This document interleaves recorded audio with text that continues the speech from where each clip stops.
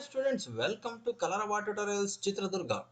ಈ ಒಂದು ವಿಡಿಯೋದಲ್ಲಿ ನಾವು ನಿಮಗೆ ಸೈನ್ಸ್ ಪೇಪರ್ ನೀವೇನು ಮಂಡೇ ಅಟೆಂಡ್ ಮಾಡ್ಲಿಕ್ಕೆ ಹೋಗ್ತಾ ಇದ್ದೀರೋ ಆ ಮಂಡೇ ಅಟೆಂಡ್ ಮಾಡ್ಲಿಕ್ಕೆ ಹೋಗ್ತಾ ಇರ್ತಕ್ಕಂತಹ ಒಂದು ಪೇಪರ್ನ ಒಂದು ಮಾಡೆಲ್ ಪೇಪರ್ನ ನಿಮಗೆ ಇಲ್ಲಿ ಬಿಡಿಸಿ ಕೊಡ್ತಾ ಇದ್ದೀವಿ.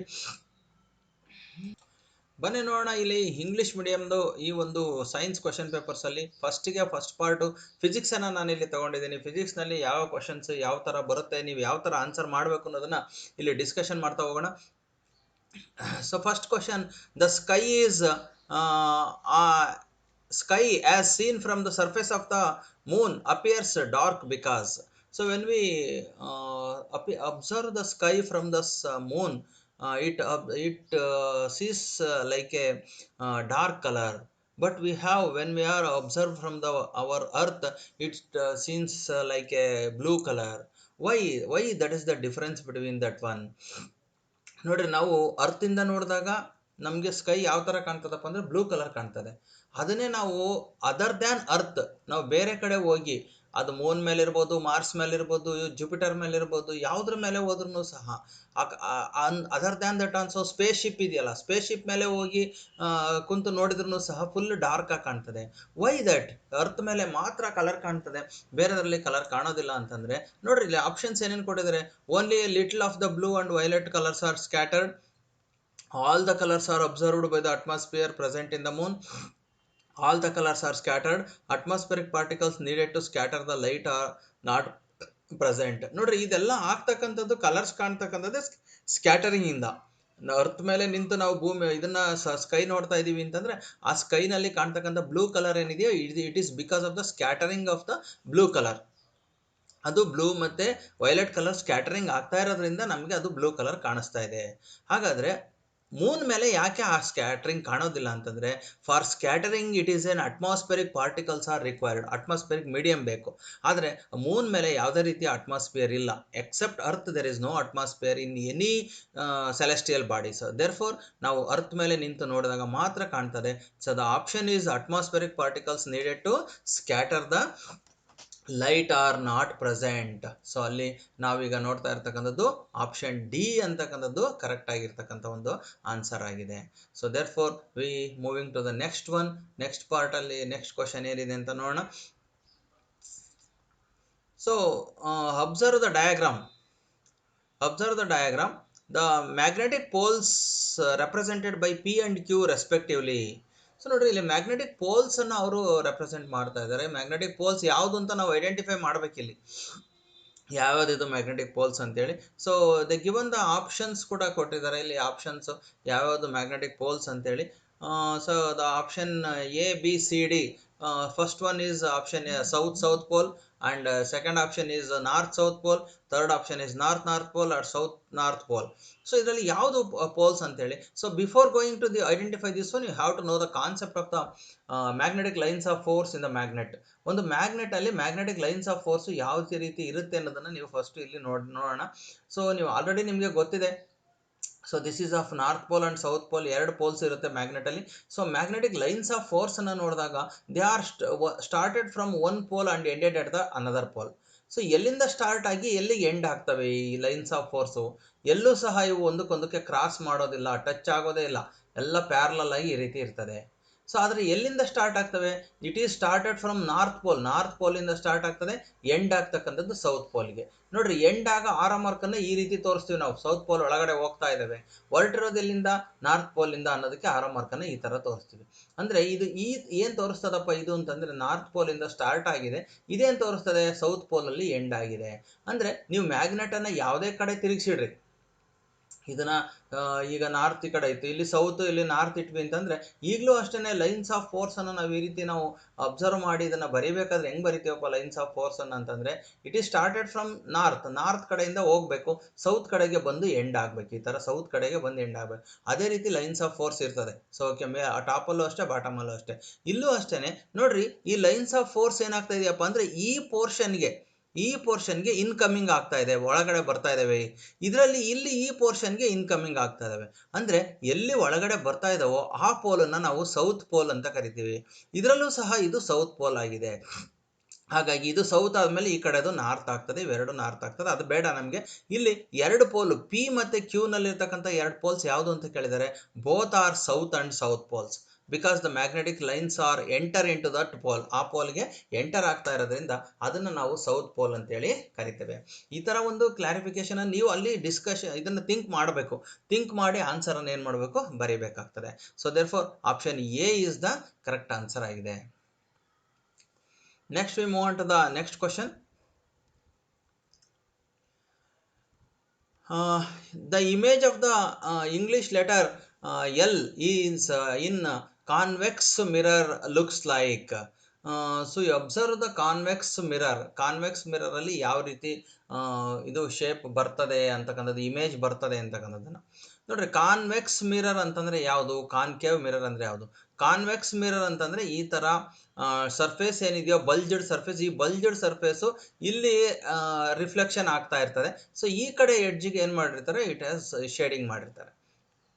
ಕಾನ್ಕೇವ್ ಅಂತಂದ್ರೆ ಸೊ ಈ ಕಡೆ ಈ ಒಂದು ಇನ್ನರ್ ಸರ್ಫೇಸು ರಿಫ್ಲೆಕ್ಷನ್ ಮಾಡ್ತದೆ, ಈ ಕಡೆ ಸರ್ಫೇಸ್ಗೆ ಏನು ಮಾಡಿರ್ತಾರೆ, ಇದನ್ನು ಪಾಲಿಶಿಂಗ್ ಮಾಡಿರ್ತಾರೆ. ಸೊ ಈಗ ಕೇಳ್ತಾ ಇರ್ತಕ್ಕಂಥದ್ದು ಅವರು ಕಾನ್ವೆಕ್ಸ್ ಮಿರರಲ್ಲಿ. ಕಾನ್ವೆಕ್ಸ್ ಮಿರರ್ ಅಂದರೆ ನಿಮ್ಗೊಂದು ಈಸಿ ಎಕ್ಸಾಂಪಲ್ ಕೊಡ್ತೇನೆ, ನೀವು ಐಡೆಂಟಿಫೈ ಮಾಡ್ಬೋದು. ನಿಮ್ಮ ಮನೆಯಲ್ಲಿ ಒಂದು ಚಮಚ ಇರ್ತದೆ ನೋಡ್ರಿ, ಸಾಂಬಾರನ್ನು ಹಾಕ್ತಕ್ಕಂಥದ್ದು ಈ ರೀತಿ ಚಮಚ ಇರ್ತದೆ.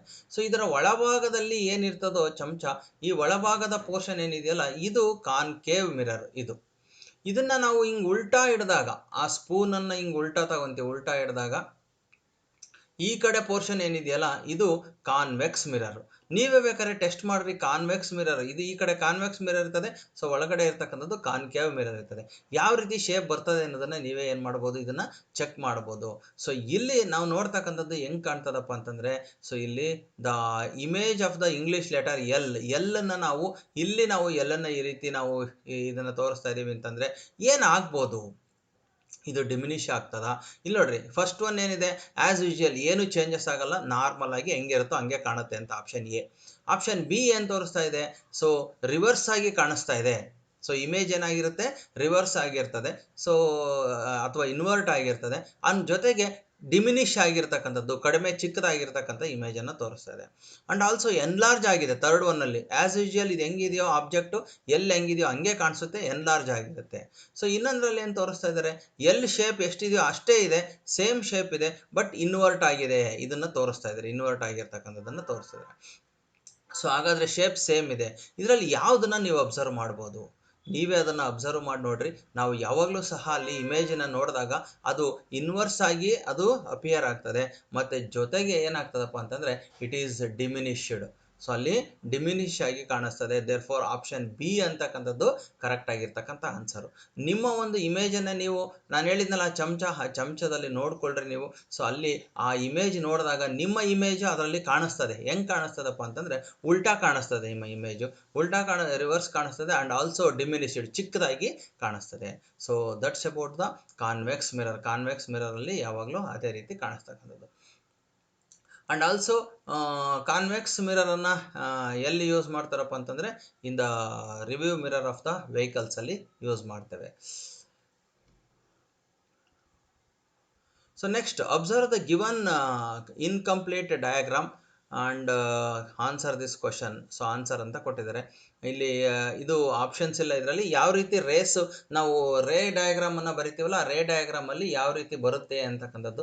ಸೊ ಇಲ್ಲಿ ನೋಡಿರಿ, ರೇಸು ಒಂದು ಆಬ್ಜೆಕ್ಟನ್ನು ನಾವು ಇಲ್ಲಿ ಇಟ್ಟಿದ್ದೀವಿ ಅಂತಂದಾಗ ಎರಡು ರೇ ತಗೊತೀವಿ, ಒಂದು ಟಾಪಲ್ಲಿ ತಗೊತೀವಿ, ಒಂದು ಥ್ರೂ ದ ಓ ತಗೊತೀವಿ. ಥ್ರೂ ದ ಓದಂತ ತಗೊಂಡಂತಹ ರೇ ಏನಾಗ್ತದಪ್ಪ ಅಂದರೆ ಈ ಥರ ಸ್ಟ್ರೈಟ್ ಆಗಿ ಪಾಸ್ ಆಗ್ತದೆ.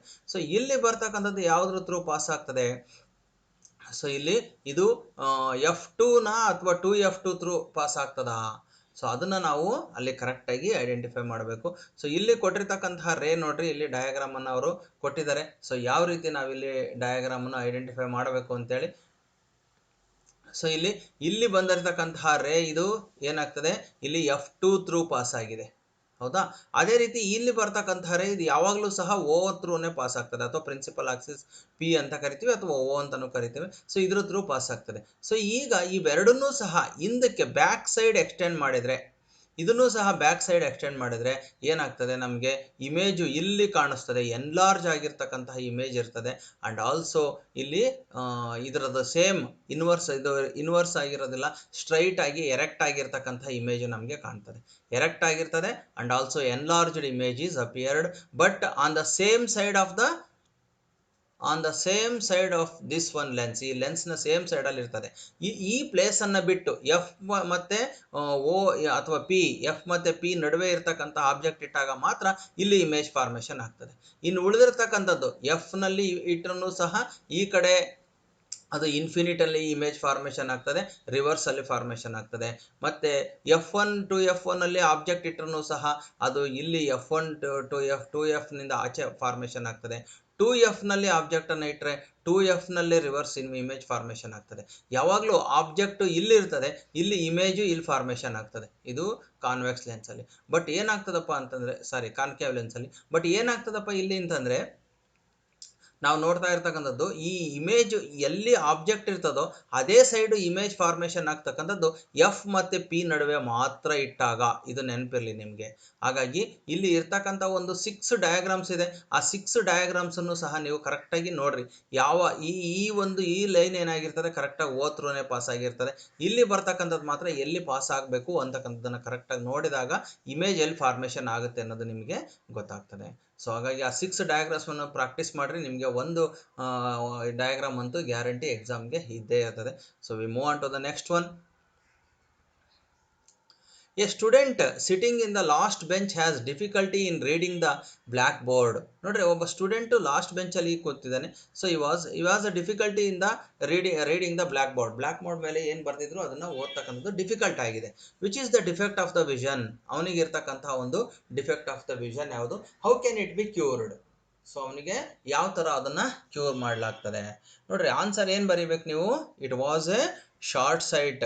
ಸೊ ಅಲ್ಲಿ ಅದನ್ನು ಮಯೋಫಿಯಾ ಅಂತೇಳಿ ನಾವು ಕರಿತೇವೆ. The defect is of myopia. The defect is corrected by, ಯಾವ ಥರ ಕರೆಕ್ಟ್ ಮಾಡ್ತೀವಿ ಅದನ್ನು ಡಿಫೆಕ್ಟನ್ನು ಅಂತಂದರೆ, the defect it corrected by using the concave lens of the suitable power. Concave ಲೆನ್ಸನ್ನು ಯೂಸ್ ಮಾಡಿ ಆ ಡಿಫೆಕ್ಟನ್ನು ಸರಿಯಾಗಿ ಅದು ರೆಟಿನಾದ ಮೇಲೆ ಇಮೇಜ್ ಫಾರ್ಮೇಷನ್ ಆಗೋ ಹಾಗೆ ಕಾನ್ಕೇವ್ ಲೆನ್ಸನ್ನು ಇಟ್ಟು ನಾವು ಅದನ್ನು ಸೂಟಬಲ್ ಇದನ್ನು ಸರಿ ಮಾಡಲಿಕ್ಕೆ ಪಾಸಿಬಲ್ ಇದೆ. So that is the answer. ಇಲ್ಲಿ 1 ಮಾರ್ಕ್ಸಿಗೆ ಆನ್ಸರ್ನ ಬರೀಬೇಕು. ಡಿಫೆಕ್ಟ್ ಯಾವುದು ಅಂತ ಬರೆದ್ರೆ ಹಾಫ್ ಮಾರ್ಕ್ಸ್ ಇರ್ತದೆ, ಯಾವುದಕ್ಕೆ ಕರೆಕ್ಟಾಗಿ ಇರ್ತಕ್ಕಂಥ ಸೊಲ್ಯೂಷನನ್ನು ಬರೆದ್ರೆ ಹಾಫ್ ಮಾರ್ಕ್ಸ್ ಇರ್ತದೆ. So next we move on to the suggest any 2 measures to avoid the overloading in a domestic circuit. ನೋಡಿರಿ, ನಿಮ್ಮ ಮನೆಯಲ್ಲಿ ಡೊಮೆಸ್ಟಿಕ್ ಸರ್ಕ್ಯೂಟ್ ಅಂದರೆ ಮನೆಯ ಸರ್ಕ್ಯೂಟು. ಆ ಮನೆಯ ಸರ್ಕ್ಯೂಟ್ನಲ್ಲಿ ಏನನ್ನು ಮಾಡಿದರೆ ನಾವು ಓವರ್ಲೋಡಿಂಗನ್ನು ಏನು ಮಾಡ್ಬೋದು? ಅವಾಯ್ಡ್ ಮಾಡ್ಬೋದು, ಅಥವಾ ಅದನ್ನು ಅವಾಯ್ಡ್ ಮಾಡ್ಬೋದು ಅನ್ನೋದನ್ನು ನಾವೀಗ 2 ಮೆಜರ್ಸ್ ಕೇಳಿದರೆ ಯಾವುದಾದ್ರು ಎನಿ 2 ಮೆಜರ್ಸನ್ನು ನಾವು ಹೇಳ್ಬೇಕು. ಸೊ ನೋಡಿರಿ, ಏನೇನು ಮಾಡ್ಬೋದು ಓವರ್ಲೋಡಿಂಗನ್ನು ತಪ್ಪಿಸ್ಬೇಕು ಅಂದರೆ, ಒಂದೇ ಸಾಕೆಟ್ಗೆ ಮಲ್ಟಿಪಲ್ ಎಕ್ವಿಪ್ಮೆಂಟ್ಸನ್ನು ಕನೆಕ್ಟ್ ಮಾಡಬಾರ್ದು, ಶಾರ್ಟ್ ಆಗಬಾರ್ದು. ಸೊ ಅದನ್ನೇ ನಾವು ನೋಡ್ಕೋಬೇಕು. ಸೊ ಇಲ್ಲಿ ಕೊಟ್ಟಿದ್ದಾರೆ, live and neutral wires should not come in to direct contact. ನೋಡಿರಿ, ಅಲ್ಲಿ ಲೈವ್ ವೈರ್ಸು ಮತ್ತು ನ್ಯೂಟ್ರಲ್ ವೈರ್ಸು ಎರಡು ಏನಿರ್ತದೋ ಅವನ್ನ ನಾವು ಡೈರೆಕ್ಟಾಗಿ ಕಾಂಟ್ಯಾಕ್ಟ್ ಬರೋದ ಹಾಗೆ ನೋಡ್ಕೋಬೇಕು. ಸೊ 2 ವೈರ್ ಇರ್ತದೆ, ಕರೆಂಟ್ ಕನೆಕ್ಷನ್ ಪಿನ್ನಿಂದ ತೊಗೊಂಡಿರೋದು, ಒಂದು ಲೈವು ಮತ್ತೊಂದು ನ್ಯೂಟ್ರಲ್ಲು. ಲೈವ್ ಅಂದ್ರೇನು? ಇದರಲ್ಲಿ ಯಾವಾಗಲೂ ಸಹ ಕರೆಂಟ್ ಬರ್ತಾ ಇರ್ತದೆ. ನ್ಯೂಟ್ರಲ್ ಅಂತಂದರೆ ಇದರಲ್ಲಿ ಕರೆಂಟು ಬರ್ತಾ ಇರಲ್ಲ, ಅದು ರಿವರ್ಸ್ ವಾಪಸ್ ಹೋಗಲಿಕ್ಕೆ ಇರ್ತಕ್ಕಂಥ ವೈರು. ಇವೆರಡನ್ನೂ ಸಹ ಒಂದಕ್ಕೊಂದಕ್ಕೆ ಟಚ್ ಮಾಡಬಾರ್ದು. ಟಚ್ ಮಾಡಿದರೆ ಅಲ್ಲಿ ಓವರ್ಲೋಡಿಂಗ್ ಆಗುತ್ತೆ, ಶಾರ್ಟ್ ಸರ್ಕ್ಯೂಟ್ ಆಗಿ ಓವರ್ಲೋಡಿಂಗ್ ಆಗ್ತದೆ. So there should not be any short circuit in the ಸರ್ಕ್ಯೂಟಲ್ಲಿ ಎಲ್ಲೂ ಸಹ ಶಾರ್ಟ್ ಸರ್ಕ್ಯೂಟ್ ಆಗದ ಹಾಗೆ ನಾವೇನು ಮಾಡಬೇಕು? ಅವಾಯ್ಡ್ ಮಾಡಬೇಕು. And also too many appliances should not be connected in to a single socket. ನೋಡ್ರಿ, ಒಂದೇ ಸಾಕೆಟ್ಗೆ ಮಲ್ಟಿಪಿನ್ ಅಂತ ಬರ್ತದೆ. ಅದಕ್ಕೆ ಟಿ ವಿನೂ ಹಾಕೋದು, ಅದಕ್ಕೆ ಮೊಬೈಲ್ ಚಾರ್ಜರ್ನೂ ಹಾಕೋದು, ಅದಕ್ಕೆ ಐರನ್ ಬಾಕ್ಸ್ ಹಾಕೊಳೋದು, ಅದಕ್ಕೆ ತಗೊಂಬಂದು ಮತ್ತೆ ಮಿಕ್ಸಿನೂ ಹಾಕೋದು. ಸೊ ಇವೆಲ್ಲ ಒಂದೇ ಸಾಕೆಟ್ಗೆ ತೊಗೊಂಬಂದ್ಬಿಟ್ಟು ಮಲ್ಟಿ ಕನೆಕ್ಷನ್ಸನ್ನು ನಾವು ಮಾಡಿದ್ವಿ ಅಂತಂದರೆ, ಮಿನಿ ಕನೆಕ್ಷನ್ಸ್ ಮಾಡಿದ್ವಿ ಅಂದರೆ ಅವಾಗಲೂ ಸಹ ಓವರ್ಲೋಡಿಂಗ್ ಆಗ್ತದೆ. ಸೊ ಹಾಗಾಗಿ ಮಲ್ಟಿ ಕನೆಕ್ಷನ್ಸನ್ನು ಮಾಡಬಾರ್ದು. And also should always use quality wires. ನೋಡ್ರಿ, ವೈರ್ನ ಕ್ವಾಲಿಟಿ ಕಡಿಮೆ ಇದ್ರೂ ಸಹ ನಾವು ಐರನ್ ಬಾಕ್ಸ್ ಏನಾರು ಹಾಕಿದ್ದೀವಿ ಅಂತಂದರೆ ಅದು ಸುಟ್ಟೇ ಹೋಗ್ತದೆ ಪಿನ್ನು. ಹಾಗಾಗಿ ಗುಡ್ ಕ್ವಾಲಿಟಿ ವೈರ್ಸು ಮತ್ತು ಗುಡ್ ಕ್ವಾಲಿಟಿ ಎಲೆಕ್ಟ್ರಿಕಲ್ ಅಪ್ಲಯನ್ಸಸ್ಸು. ನೀವು ನೋಡಿರ್ಬೋದು, ಕೆಲವು ಕಡೆ ಹೀಟ್ರನ್ನು ಹಾಕಿದಾಗ, ಐರನ್ ಬಾಕ್ಸನ್ನು ಹಾಕಿದಾಗ ಆ ಪಿನ್ನು ಸುಟ್ಟು ಕರ್ರಗಾಗಿರ್ತದೆ. ಯಾಕೆ ಅಂದರೆ ಅಲ್ಲಿ ಕ್ವಾಲಿಟಿ ಮೆಟೀರಿಯಲ್ ಇರೋದಿಲ್ಲ, ಅದಕ್ಕೋಸ್ಕರ. So to avoid this overloading we have to take any 2 measures. ಯಾವ್ದಾದ್ರು 2 ಮೆಜರ್ಸನ್ನು, ಈ 4 ಇದೆ, 4ರಲ್ಲಿ 2 ಬರೆದ್ರೆ ಸಾಕು, ನಿಮಗೆ 1 ಮಾರ್ಕ್ಸ್ ಸಿಗ್ತದೆ. So now we move on to the next one. Object distance and image distance of the lens are minus 30 centimeter and minus 10 centimeter respectively. Find the magnification and decide the type of the lens used and the nature of the image. ನೋಡ್ರಿ ಇಲ್ಲಿ ಕೊಟ್ಟಿರ್ತಕ್ಕಂಥದ್ದು image distance ಮತ್ತು object distance ಎರಡನ್ನೂ ಸಹ ಕೊಟ್ಟಿದ್ದಾರೆ. So ಇಲ್ಲಿ ಇದರಲ್ಲಿ use ಮಾಡಿರ್ತಕ್ಕಂತಹ ಒಂದು ಲೆನ್ಸ್ ಯಾವುದು ಅಂತ ಕೇಳಿದ್ದಾರೆ, ಯಾವ ಲೆನ್ಸನ್ನು ಯೂಸ್ ಮಾಡಿದ್ದಾರೆ ಅಂತ. ಮ್ಯಾಗ್ನಿಫಿಕೇಷನನ್ನು ನಾವು ಏನು ಮಾಡಬೇಕು, ಇಲ್ಲಿ ಫೈಂಡ್ ಔಟ್ ಮಾಡಬೇಕು. So how can you find the magnification? ಮ್ಯಾಗ್ನಿಫಿಕೇಷನ್ಗೆ ಫಾರ್ಮುಲಾ ಏನನ್ನು ಯೂಸ್ ಮಾಡ್ತೀವಿ, ಇಲ್ಲಿ ಆಬ್ಜೆಕ್ಟ್ ಡಿಸ್ಟೆನ್ಸು ಮತ್ತು ಇಮೇಜ್ ಡಿಸ್ಟೆನ್ಸು ಎರಡನ್ನೂ ಸಹ ಇಲ್ಲಿ ತೊಗೊಂಡಿರ್ತಕ್ಕಂಥದ್ದು. ನೋಡಿರಿ, ಆಬ್ಜೆಕ್ಟ್ ಡಿಸ್ಟೆನ್ಸು ಮೈನಸ್ 30 ಕೊಟ್ಟಿದ್ದಾರೆ, ಇಮೇಜ್ ಡಿಸ್ಟೆನ್ಸ್ ಕೂಡ ಮೈನಸ್ 10 ಇದೆ. ಆಬ್ಜೆಕ್ಟ್ ಡಿಸ್ಟೆನ್ಸ್ ಅಂತಂದಾಗ ಇಲ್ಲಿ ಪ್ರಿನ್ಸಿಪಲ್ ಆಕ್ಸಿಸ್ ಮೇಲೆ ನಾವು ಎಲ್ಲಾದರೂ ಇಲ್ಲಿ ಒಂದು ಆಬ್ಜೆಕ್ಟನ್ನು ಇಟ್ಟಿದ್ದೀವಿ ಅಂತಂದರೆ, ಇಲ್ಲಿ ಯಾವುದೋ ಒಂದು ಲೆನ್ಸ್ ಇದೆ, ಅದು it may be a convex or concave. ಇಲ್ಲಿ ಆಬ್ಜೆಕ್ಟ್ ಇದೆ ಅಂತಂದರೆ ಇದ್ರದ್ದು ಮೈನಸ್ 30 ಸೆಂಟಿಮೀಟರ್. ಆಕ್ಚುಲಿ ಇದನ್ನು ಮೈನಸ್ 30 ಅಂತ ಯಾಕೆ ಕರಿತೀವಪ್ಪ ಅಂತಂದರೆ, ಇಲ್ಲಿ ಲೆನ್ಸ್ ಎಲ್ಲಿರ್ತದೋ ಆ ಲೆನ್ಸ್ ಇರೋ ಹತ್ರ ನಾವು ಒಂದು ಗ್ರಾಫಿಕಲ್ ರೆಪ್ರೆಸೆಂಟೇಷನನ್ನು ಮಾಡ್ತೀವಿ. ಗ್ರಾಫಿಕಲ್ ರೆಪ್ರೆಸೆಂಟೇಷನ್ ಅಂತಂದರೆ ಇದು ಎಕ್ಸ್ ಆಕ್ಸಿಸ್ಸು. ಸೊ ಈ ಪ್ರಿನ್ಸಿಪಲ್ ಆಕ್ಸಿಸ್ ಏನಿದೆಯಲ್ಲ ಇದು ವೈ ಆಕ್ಸಿಸ್ಸು, ಸಾರಿ ಪ್ರಿನ್ಸಿಪಲ್ ಆಕ್ಸಿಸ್ಸು ಎಕ್ಸ್ ಆಕ್ಸಿಸ್ಸು, ಇದು ಲೆನ್ಸ್ ಏನಿದೆಯಲ್ಲ ಇದು ವೈ ಆಕ್ಸಿಸ್ ಇದ್ದಾಗೆ. ಸೊ ಇಲ್ಲಿ ಬರ್ತಕ್ಕಂಥ ನೋಡ್ರಿ, ನೀವು ಗ್ರಾಫಲ್ಲಿ ಹಾಕ್ತೀರಿ +1 +2 +3 +4 ಅಂತೇಳಿ, ಇವೆಲ್ಲ ಈ ಕಡೆ ಬರ್ತಕ್ಕಂಥವೆಲ್ಲ ಪಾಸಿಟಿವ್ ವ್ಯಾಲ್ಯೂಸು, ಈ ಕಡೆ ಬರ್ತಕ್ಕಂಥವೆಲ್ಲ ನೆಗೆಟಿವ್ ವ್ಯಾಲ್ಯೂಸ್ ಆಗಿರ್ತದೆ ಗ್ರಾಫಲ್ಲಿ ಎಕ್ಸ್ ಆಕ್ಸಿಸಲ್ಲಿ. ಅದೇ ಟೈಪಲ್ಲಿ ವೈ ಆಕ್ಸಿಸಲ್ಲಿ ಈ ಥರ ಮೇಲ್ಗಡೆ ಇಲ್ಲಿ ಏನು ವ್ಯಾಲ್ಯೂಸನ್ನು ಬರಿತೀವೋ ಇವೆಲ್ಲ ಪಾಸಿಟಿವ್ ವ್ಯಾಲ್ಯೂಸ್ ಇರ್ತದೆ, ಕೆಳಗಡೆ ಬರ್ತಕ್ಕಂಥವೆಲ್ಲ ನೆಗೆಟಿವ್ ವ್ಯಾಲ್ಯೂಸ್ ಇರ್ತದೆ.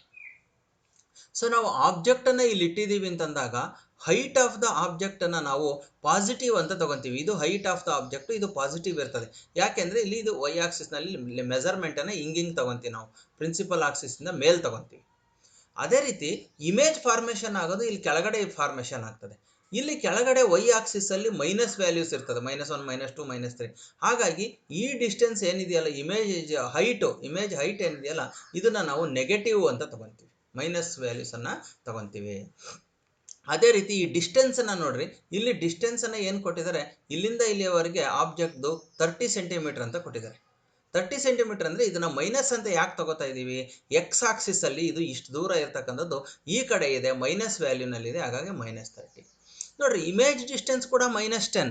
ಇಮೇಜು ಈ ಕಡೆ ಫಾರ್ಮೇಷನ್ ಆಗಿಲ್ಲ ಈ ಸಲ. ಅಕಸ್ಮಾತ್ ಈ ಕಡೆ ಫಾರ್ಮೇಷನ್ ಆಗಿದ್ದರೆ ಇದ್ರದ್ದು ಡಿಸ್ಟೆನ್ಸನ್ನು ನಾವು ಪಾಸಿಟಿವ್ ಆಗಿ ತೊಗೊತಿದ್ವಿ, ಪ್ಲಸ್ ಅಂತ ತೊಗೊತಾ ಇದ್ವಿ. ಆದರೆ ಈ ಸಲ ಇಮೇಜ್ ಎಲ್ಲಿ ಫಾರ್ಮೇಷನ್ ಆಗಿದೆಯಪ್ಪ ಅಂದರೆ ಇಲ್ಲೇ ಒಂದು 10 ಸೆಂಟಿಮೀಟರ್ ಫಾರ್ಮೇಷನ್ ಆಗಿದೆ. ಅಂದರೆ ಇಲ್ಲೇ ಎಲ್ಲ ಇಮೇಜು ಫಾರ್ಮೇಷನ್ ಆಗಿದೆ, ಅದು ಸಹ -10 ಇದೆ. -10 ಅಂದರೆ ಅದು ಈ ಕಡೆನೇ ಫಾರ್ಮೇಷನ್ ಆಗಿದೆ ಅಂತ. ಈ ಒಂದು ಲೆನ್ಸಿಂದ ಎಡಗಡೆನೇ ಫಾರ್ಮೇಷನ್ ಆಗಿದೆ, ಎರಡು ಆ ಕಡೆನೇ ಇದ್ದಾವೆ. ಹಾಗಾಗಿ ಮ್ಯಾಗ್ನಿಫಿಕೇಷನನ್ನು ಫೈಂಡ್ ಔಟ್ ಮಾಡಬೇಕು. Magnification = V/U. ವಿ ಅಂತಂದ್ರೆ ಏನು, -30 ಇದೆ, ಡಿವೈಡೆಡ್ ಬೈ ಯು ಅಂದ್ರೇನು, -10 ಇದೆ. ಮೈನಸ್ ಕ್ಯಾನ್ಸಲ್ ಆಗ್ತದೆ, 10 1s 10 3s, ಅಲ್ಲಿಗೆ 3 ಆಯಿತು. ಮ್ಯಾಗ್ನಿಫಿಕೇಷನ್ 3 ಅಂದರೆ ಅರ್ಥ ಇದನ್ನು ನಾವು ಮ್ಯಾಗ್ನಿಫಿಕೇಷನನ್ನು ನಾವಿಲ್ಲಿ 3 ಅಂತ ಇಲ್ಲಿ ಉಲ್ಟಾ ಆಗ್ತೇನೆ ನಾನು, ವ್ಯಾಲ್ಯೂಸು ರಿವರ್ಸ್ ಆಗ್ಬಿಡ್ತು. ಇಲ್ಲಿ ಆ್ಯಕ್ಚುಲಿ ವಿಯನ್ನು -10 ಅಂತ ತೊಗೋಬೇಕಾಗಿತ್ತು, ಯು ಅನ್ನು -30 ತೊಗೋಬೇಕು. ಸೊ ಇಲ್ಲಿ ಮೈನಸ್ ಕ್ಯಾನ್ಸಲ್ ಆಗಿ 10/30 ಅಂದಾಗ ಇದು 0.33 ಆಗ್ತದೆ. ಅದು ಪಾಸಿಟಿವ್ ವ್ಯಾಲ್ಯೂ ಬಂದಿದೆ, ಎರಡು ಮೈನಸ್ ಕ್ಯಾನ್ಸಲ್ ಆಗಿ 0.33 ಅಂತಂದರೆ ಇದು 1/3 ಟೈಮ್ಸ್ ಅಂತ ಅರ್ಥ. ಅಂದರೆ ಆಬ್ಜೆಕ್ಟ್ ಎಷ್ಟಿರ್ತದೋ ಅದರ 1/3 ಇಮೇಜ್ ಫಾರ್ಮೇಷನ್ ಆಗಿರ್ತದೆ ಅಂತ. ಸೊ ಇದು 30 ಟೈಮ್ಸ್ ಇದ್ದರೆ ಇದು 10 ಇರುತ್ತೆ ಅದರ ಲೆಂತು, ಅಷ್ಟು ಇಮೇಜು ಫಾರ್ಮೇಷನ್ ಆಗಿದೆ. ಅಂದರೆ ಇದರ ಅರ್ಥ ಇಮೇಜು ಡಿಮಿನಿಷ್ ಆಗಿದೆ, ಇಮೇಜ್ ಈಸ್ ಡಿಮಿನಿಷ್ಡ್ ಅಂತ ಆಗ್ತದೆ. ಮ್ಯಾಗ್ನಿಫಿಕೇಷನ್ ಹೇಳೋದು ಅದೇನೆ, ಅದು ಇಮೇಜ್ಗಿಂತ ದೊಡ್ಡದಿದೆಯಾ ಇಮೇಜ್ಗಿಂತ ಚಿಕ್ಕದಿದೆಯಾ ಅಂತ. ಅಂದರೆ ಇದು ಈ ವ್ಯಾಲ್ಯೂ ಬಿಲೋ 1 ಬಂದರೆ, 1ಗಿಂತ ಕಡಿಮೆ ಬಂತು ಅಂದರೆ ಆ ವ್ಯಾಲ್ಯೂ, ಮ್ಯಾಗ್ನಿಫಿಕೇಷನ್ ವ್ಯಾಲ್ಯೂ, ಇಮೇಜು ಕಡಿಮೆ ಇದೆ, ಆಬ್ಜೆಕ್ಟ್ ಎಷ್ಟಿದೆಯೋ ಅದಕ್ಕಿಂತ ಕಡಿಮೆ ಇದೆ, ಡಿಮಿನಿಷ್ ಆಗಿದೆ ಅಂತ ಅರ್ಥ. 1ಗೆ ಈಕ್ವಲ್ ಬಂತು ಅಂದರೆ ಆಬ್ಜೆಕ್ಟ್ ಎಷ್ಟಿರುತ್ತೋ ಇಮೇಜು ಅಷ್ಟೇ ಉದ್ದ ಇರ್ತದೆ, ಹೈಟ್ ಇರ್ತದೆ, ಅದು ಸೇಮ್ ಇರುತ್ತೆ ಅಂತ. If the M is greater than 1 ಅಂದರೆ 1.6 ಅಥವಾ 2 ಅಥವಾ 3.1 ಈ ಥರ ವ್ಯಾಲ್ಯೂಸ್ ಏನಾರು ಬಂದರೆ, 1ಗಿಂತ ಜಾಸ್ತಿ ಬಂದರೆ ಆಬ್ಜೆಕ್ಟ್ ಎಷ್ಟಿರುತ್ತೋ ಇಮೇಜ್ ಅದಕ್ಕಿಂತ ದೊಡ್ಡದಾಗಿರುತ್ತೆ ಅಂತ ಅರ್ಥ. ಸೊ ಇದು ಮ್ಯಾಗ್ನಿಫಿಕೇಷನನ್ನು ನೋಡಿ ನೀವು ಏನು ಮಾಡಬೇಕು, ಇಲ್ಲಿ ಐಡೆಂಟಿಫೈನ ಮಾಡ್ಬೋದು. ಇದು 0.33 ಅಂತಂದರೆ ಇಮೇಜು ಡಿಮಿನಿಷ್ ಆಗಿದೆ ಅಂತ ಅರ್ಥ. ಜೊತೆಗೆ ಪಾಸಿಟಿವ್ ವ್ಯಾಲ್ಯೂ ಬಂದಿದೆ ಇಲ್ಲಿ ಇಮೇಜ್ಗೆ, ಪಾಸಿಟಿವ್ ವ್ಯಾಲ್ಯೂ ಬಂದಿದೆ ಅಂದರೆ ಪ್ರಿನ್ಸಿಪಲ್ ಆಕ್ಸಿಸ್ ಏನಿರ್ತದೋ ಇಲ್ಲಿ ಆಬ್ಜೆಕ್ಟ್ ಇದೆ ಅಂತಂದಮೇಲೆ ಇಮೇಜು ಅದಕ್ಕಿಂತ ಚಿಕ್ಕದಾಗಿರ್ತದೆ. ಸೊ ಇದು ಸ್ಟ್ರೈಟ್ ಆಗೇ ಇರ್ತದೆ, ಇನ್ವರ್ಟ್ ಇರೋದಿಲ್ಲ. ಯಾಕೆಂದರೆ ಪಾಸಿಟಿವ್ ವ್ಯಾಲ್ಯೂ ಅಂದರೆ ಇದು ಇಲ್ಲಿಂದ ಮೇಲ್ಗಡೆ ಇರೋದ್ರಿಂದ ಪಾಸಿಟಿವ್ ವ್ಯಾಲ್ಯೂ ಇದೆ. ಸೊ ದೇರ್ ಫೋರ್ ಈಗ ನಾವು ಆನ್ಸರನ್ನು ಏನು ಬರೀಬೇಕು ಅಂತ ನೋಡೋಣ. ನೀವೇನು ಬರೀಬೇಕು ಅಂತ. ಸೊ ಇಲ್ಲಿ 0.33 ಇದೆ. It has a V is negative. ಇಲ್ಲಿ ವಿ ನೆಗೆಟಿವ್ ಇತ್ತು and the used lens is concave lens. So ಇಲ್ಲಿ ಆಬ್ಜೆಕ್ಟ್ ಕಡೆನಲ್ಲೇ ಲೆನ್ಸಿನ ಲೆಫ್ಟ್ ಸೈಡಲ್ಲೇ ಇಮೇಜು ಫಾರ್ಮೇಷನ್ ಆಗಿರೋದ್ರಿಂದ ಅದನ್ನು ನಾವು ಕಾನ್ಕೇವ್ ಲೆನ್ಸ್ ಅಂತೇಳಿ ಕರಿತೀವಿ. And as the magnification is positive. ಇಲ್ಲಿ ಮ್ಯಾಗ್ನಿಫಿಕೇಶನ್ ಏನಾಗಿದೆಯಪ್ಪ ಅಂದರೆ ಪಾಸಿಟಿವ್ ಆಗಿರೋದ್ರಿಂದ lens it is less than 1. ನನಗೆ ಹೇಳಿದ್ನಲ್ಲ ಲೆಸ್ ದ್ಯಾನ್ 1 ಆಗಿದೆ. And also it as a positive sign. Image is erect. Erect ಅಂದ್ರೆ ಏನು? ಸ್ಟ್ರೈಟು. ಇದು ಆಬ್ಜೆಕ್ಟ್ ಹಿಂಗಿದ್ರೆ ಇಮೇಜು ಹಿಂಗೆ ಫಾರ್ಮೇಷನ್ ಆಗಿರುತ್ತೆ, ಉಲ್ಟಾ ಇರಲ್ಲ ಅಂತ ಅರ್ಥ. ಸೊ ಹಾಗಾಗಿ ಎರೆಕ್ಟ್ ಆಗಿರ್ತದೆ, ವರ್ಚುವಲ್ ಆಗಿರ್ತದೆ. ಅಂದರೆ ಅದನ್ನು ಸ್ಕ್ರೀನ್ ಮೇಲೆ ಪಡೀಲಿಕ್ಕೆ ಸಾಧ್ಯ ಇಲ್ಲ. ಯಾಕೆಂದರೆ ಸೊ ಕಾನ್ಕೇವ್ ಲೆನ್ಸಲ್ಲಿ ಇಲ್ಲಿ ಏನಿದೆಯಲ್ಲ ಕಾನ್ಕೇವ್ ಲೆನ್ಸು, ಇದರಲ್ಲಿ ಫಾರ್ಮೇಷನ್ ಆಗೋ ಇಮೇಜನ್ನು ನಾವು ಸ್ಕ್ರೀನ್ ಮೇಲೆ ತಗೊಳಕ್ಕಾಗಲ್ಲ. ಯಾಕೆಂದರೆ ಆಬ್ಜೆಕ್ಟ್ ಇಲ್ಲಿದ್ದ ಮೇಲೆ ಇಮೇಜು ಇಲ್ಲೇ ಫಾರ್ಮೇಷನ್ ಆಗಿರುತ್ತೆ, ಸ್ಕ್ರೀನ್ ಮೇಲೆ ಸಿಗಲ್ಲ ಇದು. And also virtual and also diminished. ಎಷ್ಟು ಆಬ್ಜೆಕ್ಟ್ ಇತ್ತು ಅದಕ್ಕಿಂತ ಚಿಕ್ಕದಾಗಿದೆ. ಇಷ್ಟು ರಿಸಲ್ಟನ್ನು ನೋಡ್ರಿ, ಬರೀ ಇದೊಂದನ್ನು ನೋಡಿ ಇಷ್ಟು ರಿಸಲ್ಟನ್ನು ಬರೀಬೋದು ನಾವು, ಎರೆಕ್ಟೋ ವರ್ಚುವಲ್ಲ ಡಿಮಿನಿಷ್ ಅಂತೇಳಿ. ಸೊ ಅದನ್ನು ಆ ವ್ಯಾಲ್ಯೂಸನ್ನು ನೋಡಿ ನೀವು ಬರೆಯೋದು ಕಲ್ತ್ಕೋಬೇಕು. ಆಮೇಲೆ ಇಲ್ಲಿ ಹೇಳಿದರೆ ವಿ ಈಸ್ ನೆಗೆಟಿವ್. ಈ ವಿ ಅಂತಂದ್ರೇನು? Image distance. Image distance negative ಆಗಿರೋದು ಯಾವುದರಲ್ಲಿ ಅಂತಂದರೆ ಕಾನ್ಕೇವ್ ಲೆನ್ಸಲ್ಲಿ ಮಾತ್ರ. ಕಾನ್ವೆಕ್ಸ್ ಲೆನ್ಸಲ್ಲಿ ಎಕ್ಸೆಪ್ಟ್ ನಾವು ಮೇಲ್ಗಡೆ ಒಂದು ಏನು ಕಂಡೀಷನನ್ನು ನೋಡಿದ್ವೋ ಅದು ಬಿಟ್ಟರೆ ಇನ್ನು ಉಳಿದಿರೋದು ಎಲ್ಲದೂ ಸಹ ನೆಗೆಟಿವ್, ಇದು ಪಾಸಿಟಿವ್ ವ್ಯಾಲ್ಯೂ ಆಗಿರ್ತದೆ image distance. So therefore the ಆನ್ಸರ್ನ ಇಲ್ಲಿ ನಾವು ಇಲ್ಲಿ ಏನು ಹೇಳಿದೀವೋ ಈ ಟೈಪು ಆನ್ಸರ್ ಬರೀಬೇಕು. ಅದು ಯಾವ ಲೆನ್ಸ್ ಅನ್ನೋದು ಒಂದು, ಅದು ಇದು ಇಮೇಜ್ ಇದು ಪ್ರಾಪರ್ಟಿ ಏನು ಹೇಳ್ತೀವಲ್ಲ ಅದು ಎರಡಕ್ಕೂ ಸಹ ಹಾಫ್ ಮಾರ್ಕ್ಸು ಇಲ್ಲಿ ನಿಮಗೆ ಕೊಡ್ತಾರೆ. ಜೊತೆಗೆ ಇದು ಕ್ಯಾಲ್ಕುಲೇಷನ್ ಮಾಡೋದಕ್ಕೆ 1 ಮಾರ್ಕ್ಸು, ಟೋಟಲಿ 2 ಮಾರ್ಕ್ಸ್ ಇರ್ತದೆ. ಎಸ್, ನೆಕ್ಸ್ಟ್ ಕ್ವಶನ್ ನೋಡೋಣ. Observe the given current circuit diagram. ಇಲ್ಲೊಂದು ಸರ್ಕ್ಯೂಟ್ ಡಯಾಗ್ರಾಮನ್ನು ಅಬ್ಸರ್ವ್ ಮಾಡಲಿಕ್ಕೆ ಹೇಳಿದ್ದಾರೆ. And calculate the total resistant and total current flowing in the through the circuit. ನೋಡಿರಿ, ಟೋಟಲ್ ರೆಸಿಸ್ಟೆನ್ಸನ್ನು ಫೈಂಡ್ ಔಟ್ ಮಾಡಬೇಕು. So first ಇಲ್ಲಿ 4 Ω ಇದೆ, 12 Ω ಇದೆ. ಸೊ ಇದು ಇವೆರಡೂ ಸಹ ಪ್ಯಾರಲಲ್ ಕನೆಕ್ಷನ್ ಆಗಿದೆ. ಪ್ಯಾರಲಲ್ ಕನೆಕ್ಷನ್ ಆದಾಗ 1/RP is equal to 1/R1 ಅಂದರೆ 1/4 ಪ್ಲಸ್ 1/R2 ಅಂದರೆ 1/12 ಈ ಥರ ಕಂಡುಹಿಡಿಯಬೇಕು. ಯಾವಾಗ ಇವೆರಡು ಪ್ಯಾರಲಲ್ ಇದ್ದಾಗ. So that is equal to 4 12ಗೆ ಎಲ್ ಸಿ ಎಮ್ಮು 12 ಬರ್ತದೆ. 4 3s are 12, 3 1s are 3 plus 12 1s are 12, 1 1s are 1. That is equal to 4/12 ಆಗ್ತದೆ. ಇದು 4/12 ಅಂದರೆ 4 1s are 4 3s are, that becomes 1/3.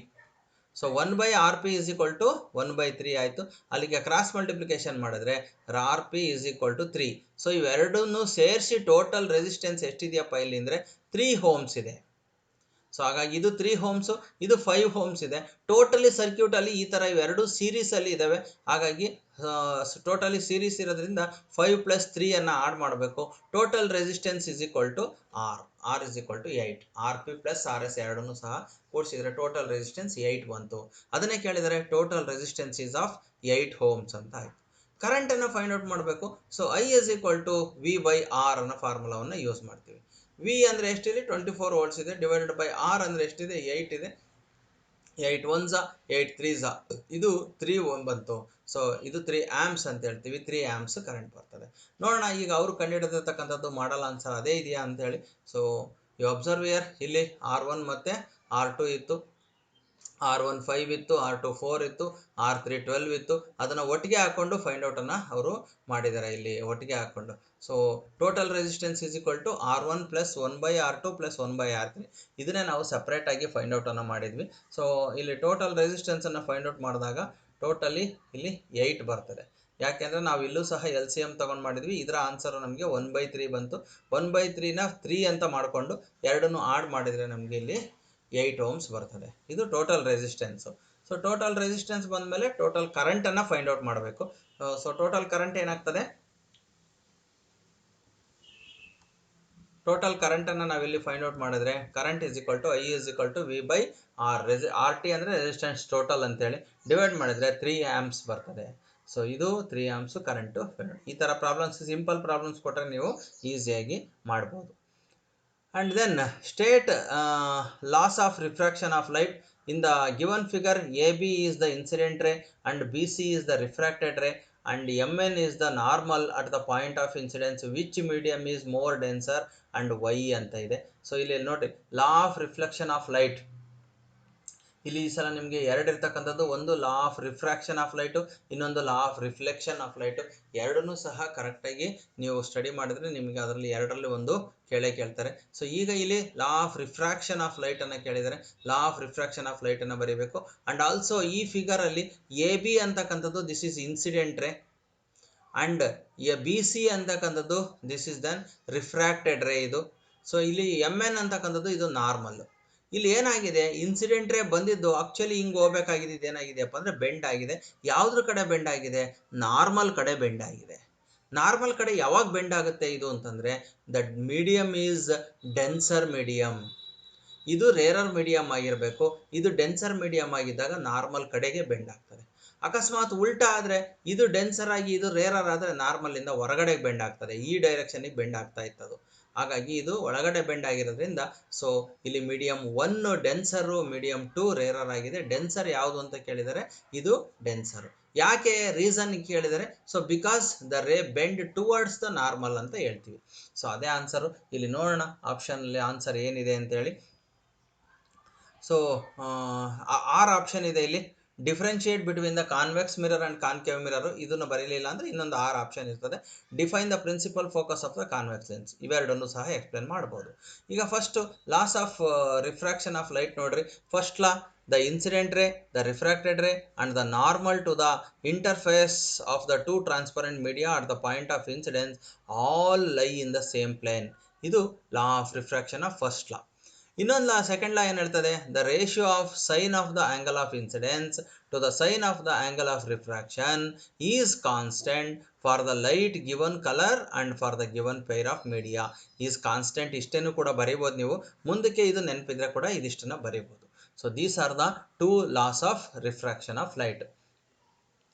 So next,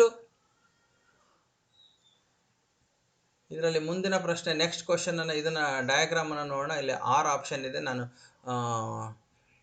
ಇಲ್ಲಿ ಇಫ್ ರೂಲನ್ನು ಬರೆದಾಗ ನೀವು ನೋಡ್ರಿ, sine I by sine R is equal to constant, ಇದನ್ನು ಸಹ ಬರೀಬೋದು ಇವೆರಡರಲ್ಲಿ ರೂಲ್ನಲ್ಲಿ.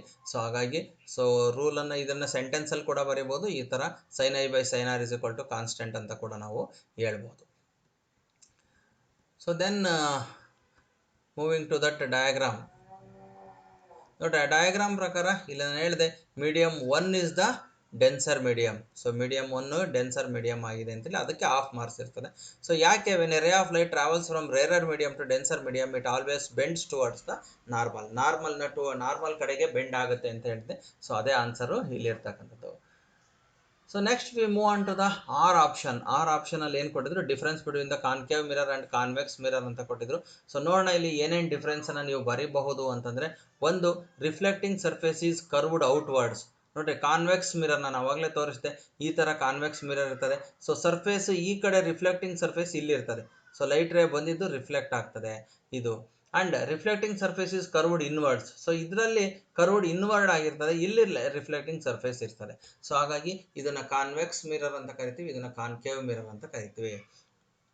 And always forms virtual and erect image.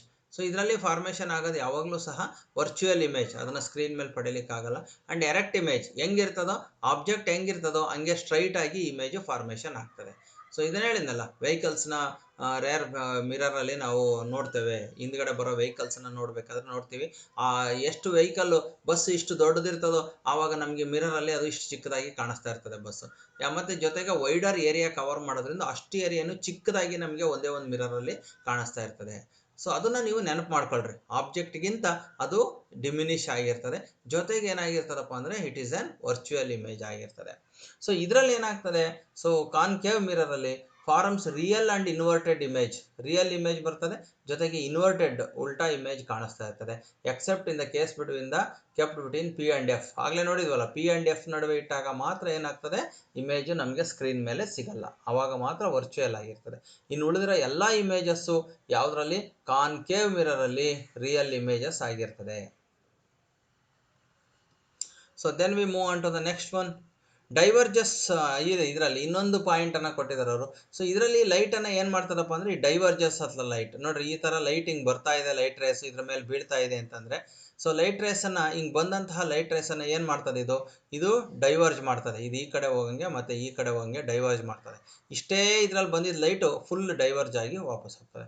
But ಇದರಲ್ಲಿ ಏನು ಮಾಡ್ತದೆ, ಕನ್ವರ್ಜ್ ಮಾಡ್ತದೆ. ಸೊ ಹಿಂಗೆ ಬಂದಂತಹ ಲೈಟ್ ರೇಸ್ ಏನು ಬರ್ತಾವೋ ಈ ಲೈಟ್ ರೇಸನ್ನು ಈ ರೇ ಇಲ್ಲಿ ಬರ್ತದೆ, ಈ ರೇ ಇಲ್ಲಿ ಬಂದ್ಬಿಟ್ಟು ಕನ್ವರ್ಜ್ ಆಗಿ ಇಲ್ಲೊಂದು ಕಡೆ ಅವು ಕನ್ವರ್ಜ್ ಆಗ್ತವೆ. ಸೊ ದಿಸ್ ದ ಕನ್ವರ್ಜೆನ್ಸ್ ಮತ್ತು ಡೈವರ್ಜೆನ್ಸ್ ಲೈಟನ್ನು ತೋರಿಸಿರ್ತಕ್ಕಂಥದ್ದು. So then we move on to the next one. ಅದರಲ್ಲೇ ಇನ್ನೊಂದು ಕ್ವಶನ್ ಕೇಳಿದರು. ಏನು ಕ್ವಶನ್ ಅದು? ಸೆಕೆಂಡ್ ಒನ್ ಆಪ್ಷನ್ನು define the principal focus of the convex lens ಅಂತ ಕೇಳಿದರು. ಆ principal focus of the convex ಲೆನ್ಸನ್ನು ಇಲ್ಲಿ ನೋಡಬೇಕು. The rays of light falling on the convex lens parallel to the principal axis. ನೋಡ್ರಿ, ಪ್ರಿನ್ಸಿಪಲ್ ಆಕ್ಸಿಸ್ ಅಂತಂದರೆ ಯಾವುದು? ಒಂದು ಲೆನ್ಸ್ ಹಿಂಗಿದೆ ಅಂತಂದರೆ ಇದು principal axis.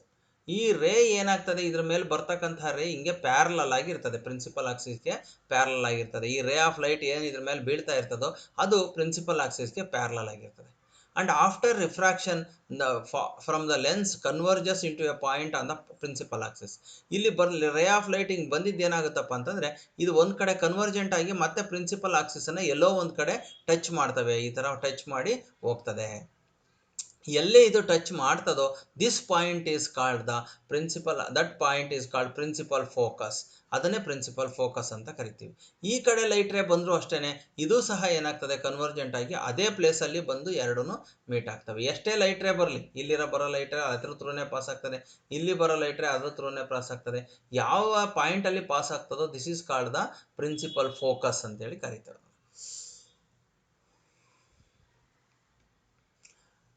So next question, explain how is nuclear energy generated in the power reactors, how is electricity produced from the nuclear energy. ಈ nuclear ಎನರ್ಜಿಯಿಂದ ಎಲೆಕ್ಟ್ರಿಸಿಟಿಯನ್ನು ಯಾವ ಥರ ಪ್ರೊಡ್ಯೂಸ್ ಮಾಡ್ತಾರೆ. Mention 2 hazards of the nuclear power reactor. Nuclear power ರಿಯಾಕ್ಟರ್ನ use ಮಾಡೋದ್ರಿಂದ ಏನೇನು hazards problem ಆಗ್ತದೆ ಅಂತೇಳಿ ಕೇಳಿದ್ದಾರೆ. So and also or option ಇದೆ, explain why we are looking at the alternative source of energy. ನೋಡಿರಿ, ನಮಗೆ ಆಲ್ಟರ್ನೇಟಿವ್ ಸೋರ್ಸ್ ಆಫ್ ಎನರ್ಜಿ ಯಾಕೆ ಬೇಕು? ಸೋಲಾರ್ ಎನರ್ಜಿ ಯಾಕೆ ಬೇಕು? ವಿಂಡ್ ಎನರ್ಜಿ ಯಾಕೆ ಬೇಕು? ಅವೆಲ್ಲ ಏನಕ್ಕೋಸ್ಕರ ಮಾಡ್ತಾ ಇದ್ವಿ. And also mention the advantages and disadvantages of the associated with the solar cells. Solar ಸೆಲ್ಸ್ದು ಅಡ್ವಾಂಟೇಜ್ ಏನು ಮತ್ತು ಡಿಸ್ಅಡ್ವಾಂಟೇಜ್ ಏನು ಅವೆರಡನ್ನೂ ಸಹ ನಾವು ನೋಡಬೇಕು. ಈಗ first explain how nuclear energy is generated in the power reactor. Nuclear ಎನರ್ಜಿಯನ್ನು ಪವರ್ ರಿಯಾಕ್ಟರಲ್ಲಿ ಯಾವ ರೀತಿ ಇದಾಗ್ತದೆ ಅನ್ನೋದನ್ನು ಇಲ್ಲಿ ಫೌಂಡ್ ಔಟ್ ಆಗ್ತದೆ ಅನ್ನೋದನ್ನು ನೋಡೋಣ, ಆಗ್ತದೆ ಅಂತ. ಸೊ ಅಲ್ಲಿ ಏನು ಮಾಡ್ತಾರಪ್ಪ ಅಂದರೆ ಒಂದು ಹೆವಿ ನ್ಯೂಕ್ಲಿಯಸನ್ನು ನ್ಯೂಟ್ರಾನ್ಸಿಂದ ಬಂಬಾರ್ಡ್ ಮಾಡ್ತಾರೆ. ಬಂಬಾರ್ಡ್ ಮಾಡಿದಾಗ ಅಲ್ಲಿ ನ್ಯೂಕ್ಲಿಯರ್ ಎನರ್ಜಿ ರಿಲೀಸ್ ಆಗ್ತದೆ. ಆ ರಿಯಾಕ್ಷನನ್ನು ನಾವು ನ್ಯೂಕ್ಲಿಯರ್ ಫಿಷನ್ ರಿಯಾಕ್ಷನ್ ಅಂತ ಕರಿತೇವೆ. ನೋಡಿರಿ, nuclear fission reaction is carried out in the nuclear power reactors. Nuclear power ರಿಯಾಕ್ಟರಲ್ಲಿ ಆ ನ್ಯೂಕ್ಲಿಯರ್ ಫಿಷನ್ನು ಫಾರ್ಮೇಷನ್ ಆಗ್ತದೆ, ರಿಯಾಕ್ಷನ್.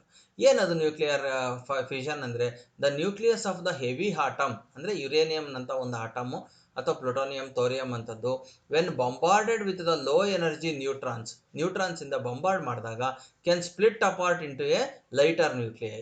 ಒಂದು ಯುರೇನಿಯಂ ನ್ಯೂಕ್ಲಿಯೈ ಇರ್ತದೆ, ಇದು ಯುರೇನಿಯಮ್ಮು. ಇದನ್ನು ನಾವು ನ್ಯೂಟ್ರಾನ್ಸಿಂದ ಬಂಬಾರ್ಡ್ ಮಾಡಿದಾಗ ಎರಡು ಸ್ಮಾಲರ್ ನ್ಯೂಕ್ಲಿಯಸ್ ಆಗಿ ಫಾರ್ಮೇಷನ್ ಆಗ್ತದೆ ನ್ಯೂಕ್ಲಿಯಸ್ಸು. ಅದಕ್ಕೋಸ್ಕರ ಇವಾಗ ಇದೆರಡು ಈ ಥರ ಇದಾದಾಗ enormous amount of energy is released. ಇವೆರಡು ಈ ಥರ ಒಂದಿದ್ದು ಎರಡು ಡಿವೈಡ್ ಆದಾಗ ಎನರ್ಜಿ ರಿಲೀಸ್ ಆಗ್ತದೆ. ಇದನ್ನೇ ನಾವು ನ್ಯೂಕ್ಲಿಯರ್ ಫಿಷನ್ ರಿಯಾಕ್ಷನ್ ಅಂತೇಳಿ ಕರಿತೇವೆ.